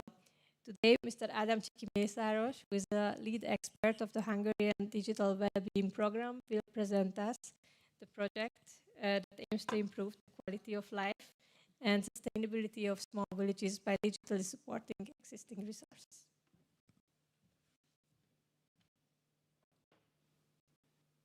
Thank you very much, Judith. Dear Mr. Izsák, dear participants in personally and online, welcome everyone. I'm very glad to be here. I'm Adam. I'm the lead expert at Digital Success Program. The areas of my work is, on the one hand, coordinate the smart city project, and on the other hand, export of the high-value-added Hungarian digital solutions. Actually, I think that was all about me, and the title of my presentation is Improving Quality of Life and Sustainability in Small Villages. And now let's see the agenda. Firstly, I would like to give an overview of the Hungarian rural developments and continue about the team, who are we, and how it works. And the second part of my presentation would like to show you the Digital Village program, and last but not least, finish with the purpose of why we are present here. So one of the main economic factors for the future is the city. States and municipalities alone cannot provide answers to the questions of global urbanization and environmental challenges. That's my starting point. The floor area of Hungary is not very large, only 93,000 square kilometers, and there are more than 3,000 settlements. Okay, that was not me. Of which more than 500 have a population of over 5,000, and more than 2,500 have a population of less than 5,000.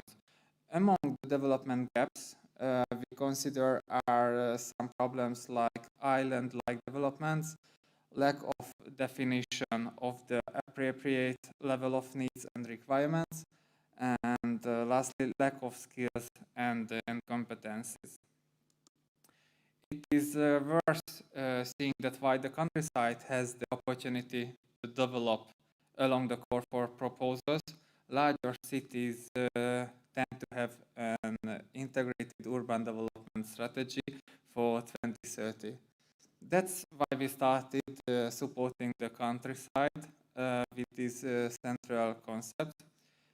Firstly, the Hungarian Village Program was launched in 2018, and one of the main goals is to make the countryside more attractive with the high-quality public services and developed infrastructure. It has really nice results, and that's the reason why the financial resources are expanded year by year. Parallel with the Hungarian Village Program, we have developed the Digital Village Program in cooperation with the Prime Minister's Office, Hungary, to solve the depopulation, and I really would like to highlight it to address a new layer of society with digital solutions.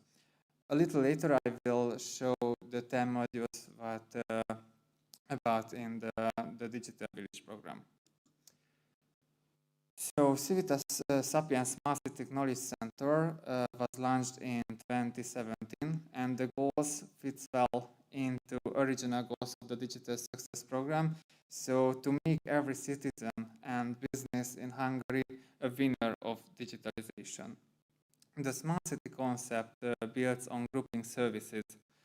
For example, decision mechanism or ICT solutions in line with development priorities of sustainability, efficiency and participation, typically through the integration of digital technologies and urban services.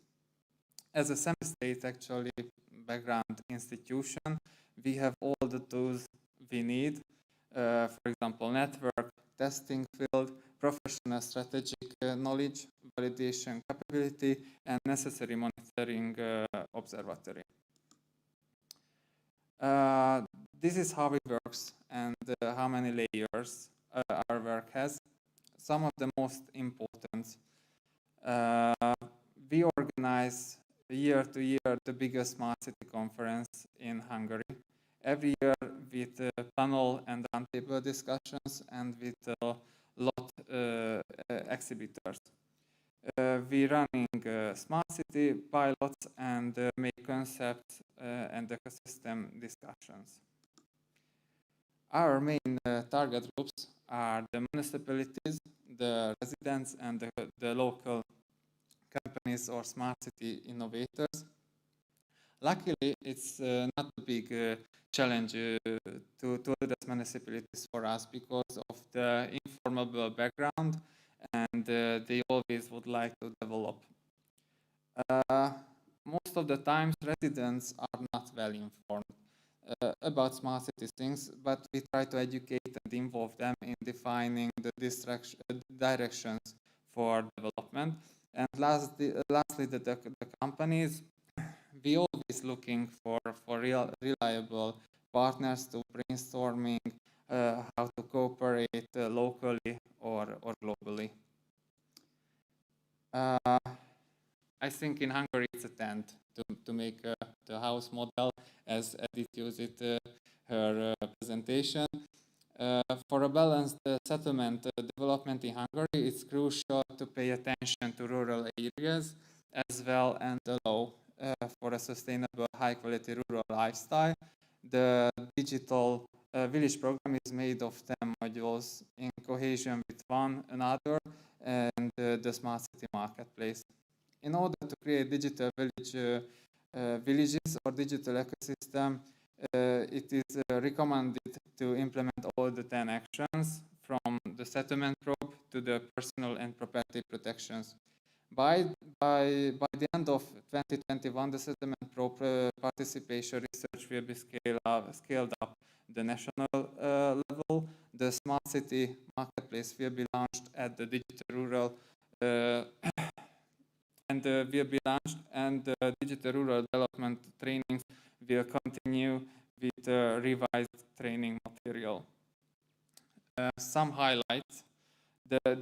For example, the Career Village rural workforce module supporting labor market collaboration improves the income generating capacity of villages and makes the information flow between labor market players smoother. In order to preserve now, before that, about the marketplace, because it's an important part of the Digital Village program. The Civitas Sapiens Smart City Marketplace is a complex software solution platform that allows access to validated and quality assured suppliers and products, primarily for municipalities, businesses and public sector institutions. The goal is to support smart city projects across Hungary. In order to be featured in the marketplace, products must pass through a validation process. It's a legal, an economy, and social impact validation. Some words about the settlement probe. The aim of the settlement probe is to draw up suggestions reflecting on the needs of the community with the help of which the settlement or region can function more efficiently. The settlement probe is an important element to empirically research the needs and preferences of local stakeholders. And one of the most interesting models, so why we are here, digital area development trainings. It has got two parts, the digital regional development specialist and the aperture. The first is the specialist module. This is the first comprehensive postgraduate smart city training program in Hungary, providing a degree for successful participants. It aims to produce specialists with comprehensive knowledge of digitalization in settlements and the criteria and practices of making a smart city. Those attending the course will have sufficient knowledge to launch and implement smart city projects. And the other module is the digital regional development departure. This is the simplified online version of our digital area development postgraduate training, targeted for practitioners and decision makers in small towns and villages. The whole training is an online course through webinars. Both the teaching and the evaluation part of the course take place using modern digital technologies. It aims to produce specialists who can identify and assess possibilities for urban development and consciously apply the experiences gained in the course by performing or supporting leadership tasks.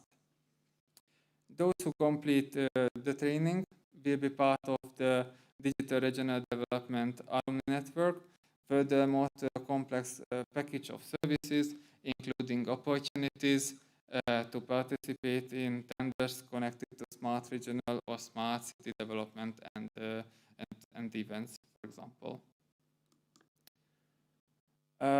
These are the numbers and the results. That means that, as I mentioned, we have in Hungary more than 3,000 settlements. Every third city or settlements we have repertoires, and we speak the same smart city language with them, and they are on the alumni network. What is the aspect of the sustainability in the Digital Village program? We have 3 modules for this. So in order to preserve and improve the quality of rural environment, we aim to address waste management and air pollution issues with smart solutions. for example, digitally based integrated green waste and other waste management, or monitoring air pollution with digital means. In our action, focusing on rural energy communities, we indicate the adoption of sustainable, energetically integrated systems and the efficient use of green energy resources. So why are we here? Actually, I wanted to announce the Smart City Marketplace because this will collect all of the Hungarian Smart City projects, and we would like to scale up it to Europe. The second reason is show our good practices. For example, the Hungarian Digital Village program, and the most important is that we think that our courses, our digital rural development trainings are very scalable, and we are looking for partners in Europe who can help us and scale up with us. So that was my presentation. I hope you enjoyed it and heard some useful cases, and I'm waiting the questions. Thank you very much.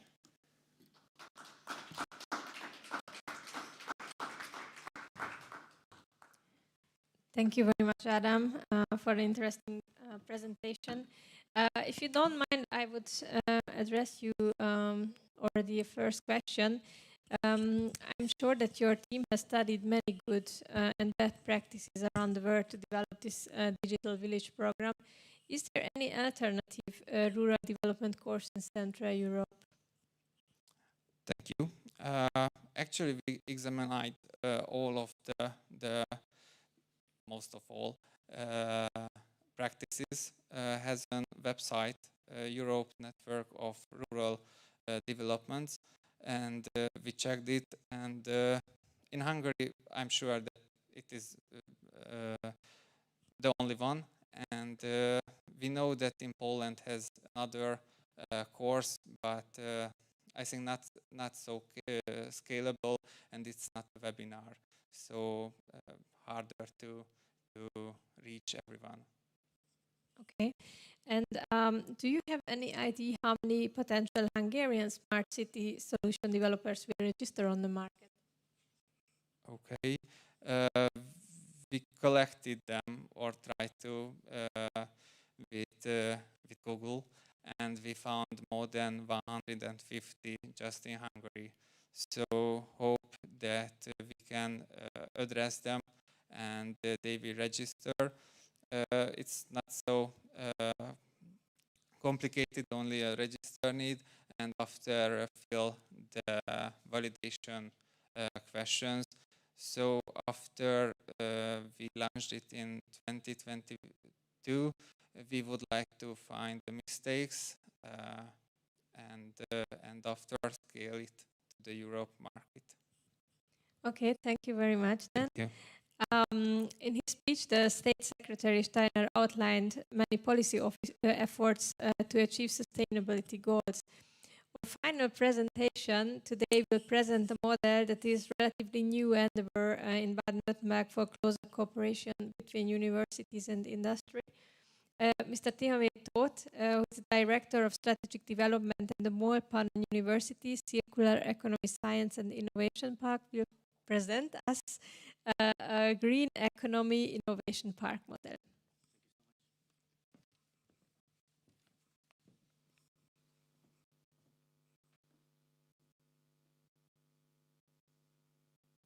Okay. So first of all, I would like to thank you for the opportunity and the invitation for being here. And I'd like to welcome all the participants in person here and being with us online. So I would like to give you a really short overview about our Circular Economy Science Park within 10 minutes, because I think this is the time frame what we have right now. First of all, I think we should talk about the expression science park. What does it mean?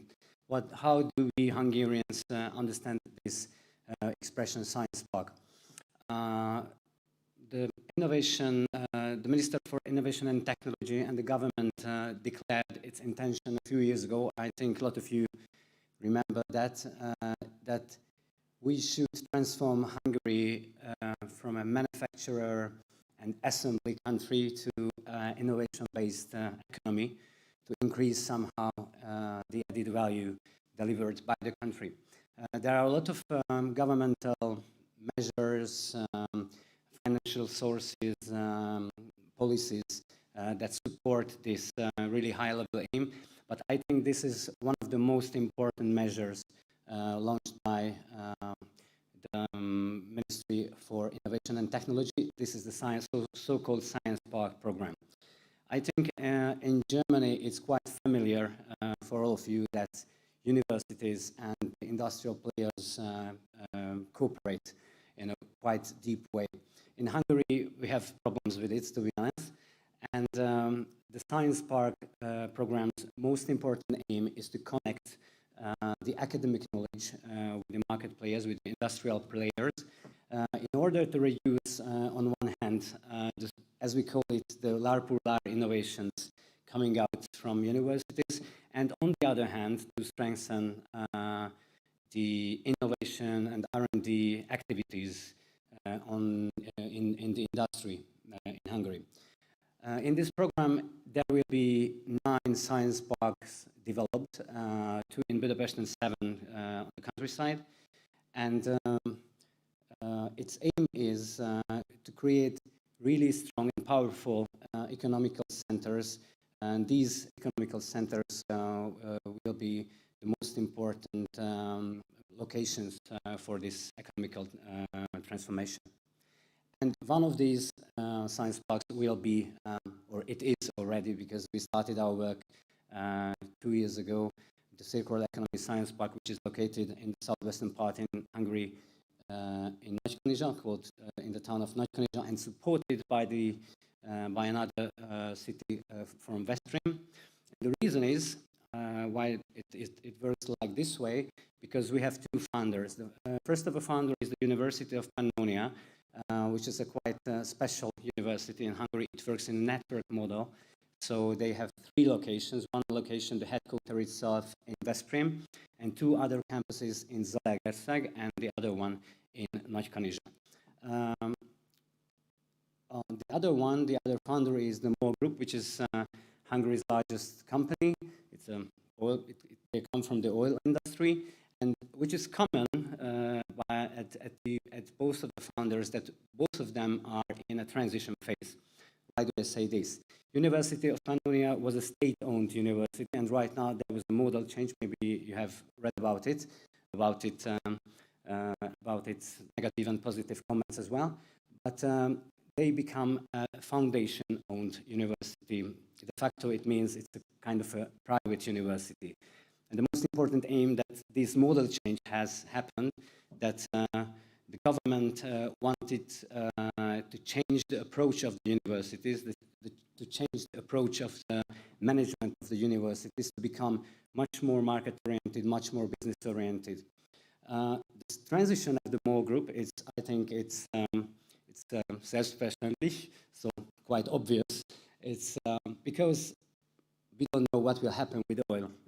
I think we all know what will happen with oil in 30 years or in a few decades. So they have to figure out what will be the new revenue streams, what will be the new businesses for MOL. And the Science Park mission is to support, first of all, the founders, to support the transition of the founders, the transition of the university, and the transition of the MOL Group as well. But the high-level purpose, why we exist, is to accelerate the transition towards the circular economy, and not only in Hungary, and not only for Hungarian companies, but also in a broader region in Central Europe. Okay, a few words about the location. Why is it located in this mid-size? I think in Germany it would be considered as a small-size town with a population of 50,000 people, and the suburb region with 120,000 people.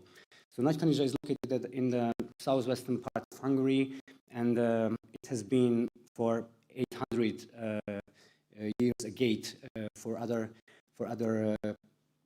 countries, for Italy, for Styria, for Bayern, and for Baden-Württemberg as well, and also towards Vienna. So it was always a gate, and this gate rule is still existing. The second one is maybe a much more emotional decision. The oil industry, I mean the oil upstream industry, started in the 1930s in Hungary, in Nagykanizsa, or near to Nagykanizsa, in the Zala oil fields. On the picture we can see a camp which was built in 1930 for the American engineers. So MOL has made the decision that they are going to define the future of the oil industry and of MOL Group, where the oil industry was born in Hungary. On the other hand, there are a lot of researchers already in the town and a lot of human competence we can build on a science park like this. Okay, a few words about the most important themes, the scientific pillars, what we deal with and what are important for MOL. And I think these topics are important for all industry players as well. The first one is the waste. Just a second, please.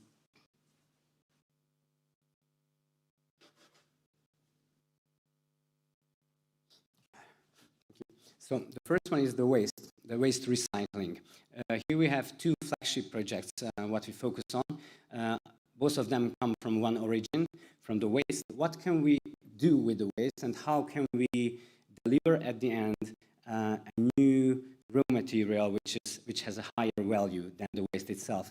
So that's the reason we develop sustainable raw materials from waste for chemical industry, and on the other hand, in cooperation with German automotive manufacturers, we try to figure it out, how can we create low carbon fuels from waste. So this is the first pillar. The second one, as we call it, the circular lithium economy. I think most of you have read that Hungary will be the second biggest battery manufacturer country behind Germany. And there we face, in Europe, and there we face two big challenges. The first challenge is what will we do with the batteries at the end of the life cycle? It's a huge challenge. And the second one, how will we provide for the battery manufacturers raw material? Because we all know that there is a huge global competition for this raw material, for example, for lithium. And that's the reason we started to prepare a huge project. Right now we are in the preparation phase with feasibility studies, with technological studies, and also with financial planning. We started to plan a huge battery recycling plant for Nagykanizsa, serving all the battery plants operating in Hungary and also in the surrounding countries. Hydrogen, I think it's the buzzword of 2021. Finally, Hungary approved the national hydrogen strategy as well. Germany already has this, and we try to help the government and the industrial players to implement this hydrogen strategy. And we have two responsibilities. The first responsibility is to collect all the stuff, all the human competencies, all the researchers who have valid knowledge within this territory. So this is the RDI part. And the other, it's much more interesting, I think for me, is the first Hydrogen Valley project in Hungary. How can we connect all the players who can be, for them it can be relevant, and this project also ongoing, so we've heard a lot on it in the last few months, and hopefully we can launch it in 2022, I mean the first Hydrogen Valley for Hungary. And the fourth one is the water management. We have two subtopics here. The first one is the industrial part. How can we support industrial players in water recycling? And the second one is really interesting. It's much more a consumer or an FMCG thing. How can we create microplastics less water? So we are going to launch, maybe first in Hungary, a special mineral water without any microplastics. So these are the most important pillars we work on. And a few words about ourselves, why we exist, the purpose, as you mentioned. So I think all of you who are here with us know that climate challenge is a huge challenge, and we have to solve it for sure. But our approach and our aspect is a bit other. It's a challenge, but on the other hand, it's a huge opportunity as well. It's a huge opportunity not for our science park and not for Hungary, but I think, and we think, that it's a huge opportunity for the European Union as well. Maybe you read a few years ago, I think it was 2 or 3 years ago, there was a McKinsey study, and it was a theoretical one. Okay, I agree. What if we would change, what if we would switch from today to tomorrow, from this linear approach to the circular approach? It would have a 7% GDP impact. I think for 0.7 GDP impact, we would be really happy in the European Union. So our ambition and how we can support this transition, we collect the best human assets, the best human competencies, not only from Hungary, but from the neighboring countries as well. And we'd like to capitalize these human assets to have positive impact in 3 dimensions. First dimension is what I was talking about, is the economical dimension. The second one is the impact on the environment. It's good for our heart, for sure. And the third one is the impact on the society as well.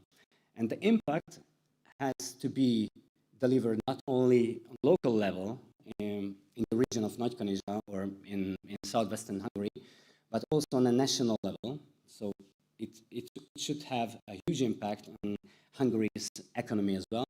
And our ambition is to have a bigger impact on a broader level, an impact on Central Europe as well.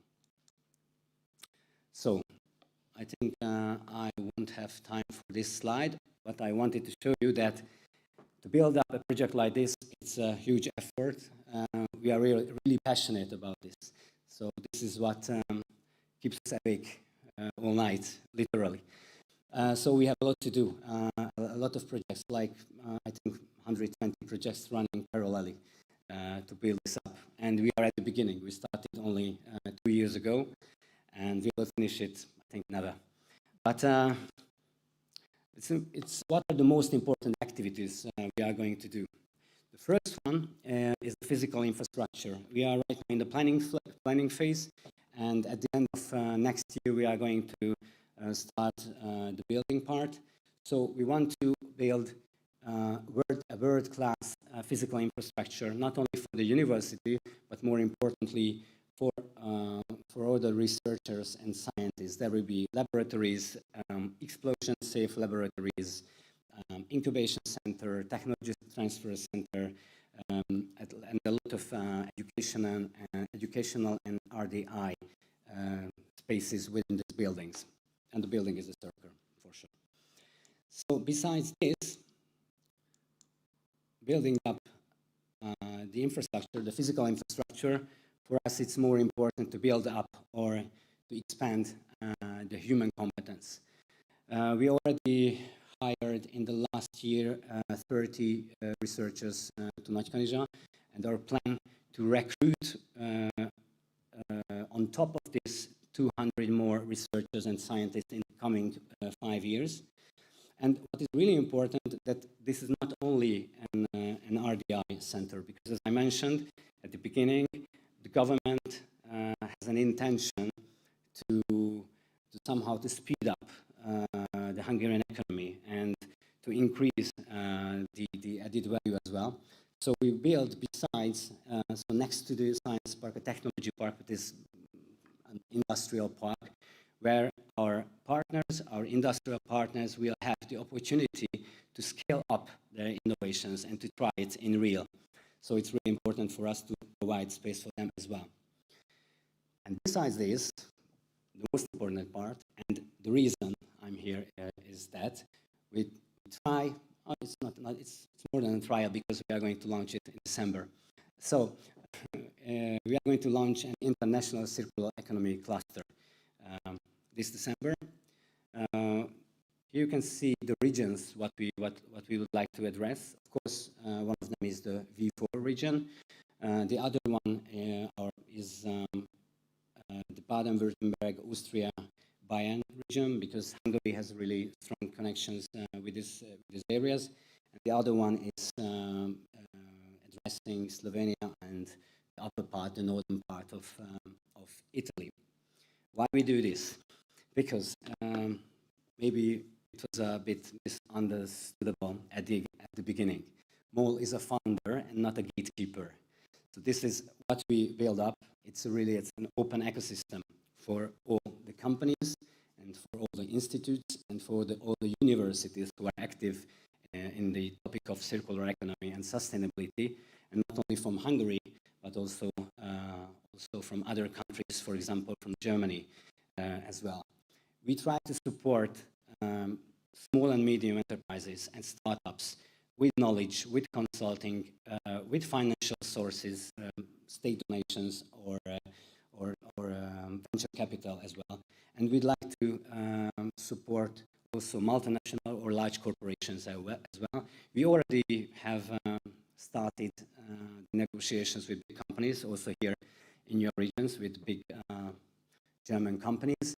So what I wanted to mention that we are open for any connections, so you can join us, because the reason and the purpose of this is not to support the transition of MOL, but to support the transition of Central and Eastern Europe.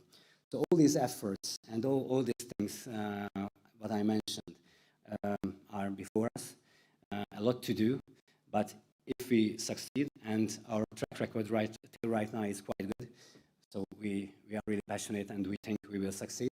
At the end, we are going to have a circular economy European hub in Hungary. We know it's a huge ambition, but together with the government support, with the knowledge and the human competence of the university and the universities, with the management knowledge of MOL Group, and most importantly, with the support of you and with the support of the joining companies from Germany, Austria, Slovakia, Poland, Slovenia, or Croatia. So these four pillars together can make it happen, and at the end we are going to succeed. Thanks for your attention.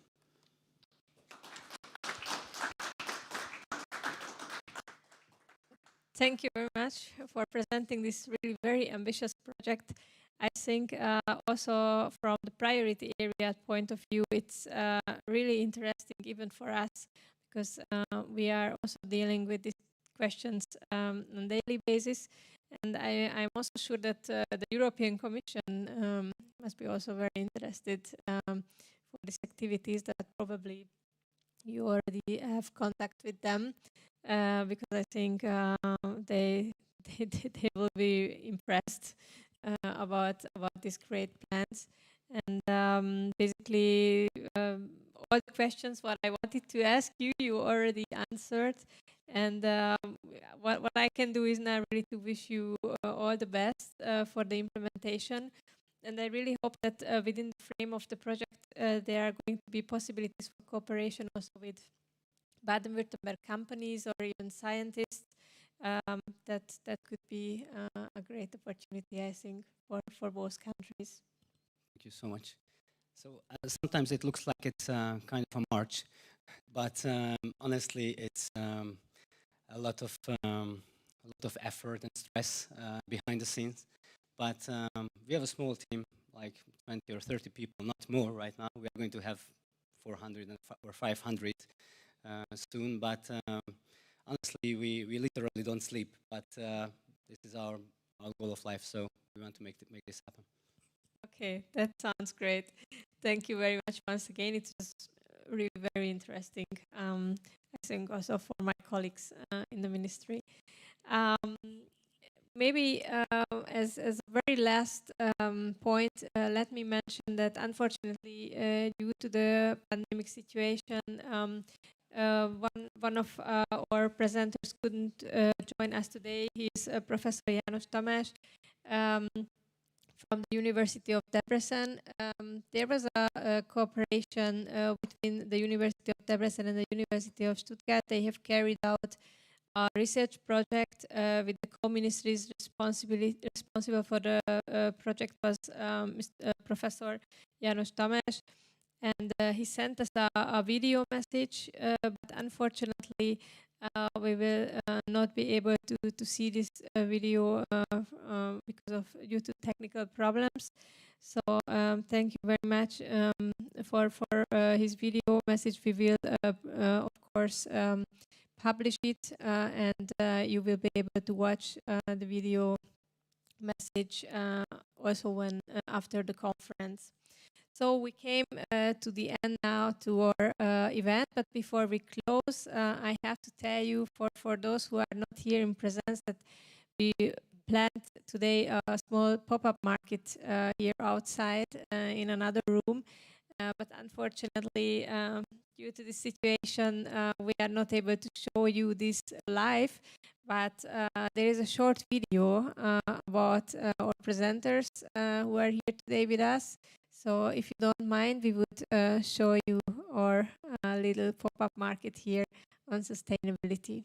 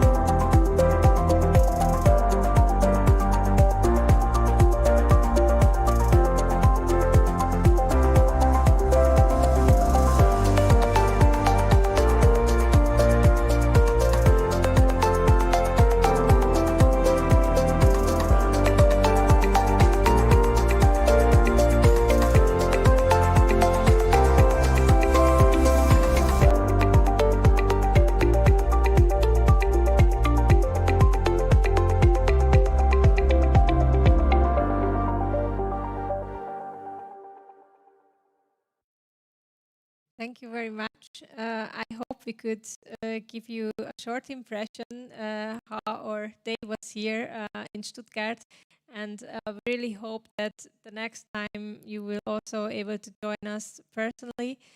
At this point, I really would like to thank the support of the Consulate General of Hungary here in Stuttgart for organizing this great event. We are very happy that we could be part of it, and a special thanks for the colleagues who were traveling here to us today extra from Hungary in this very critical situation. I hope that you liked our event today, and I hope that you could hear a lot of new experiences and best practice examples, and you can use them in your daily work, and it inspired you. So thank you very much once again for your attention, and I wish you a nice afternoon.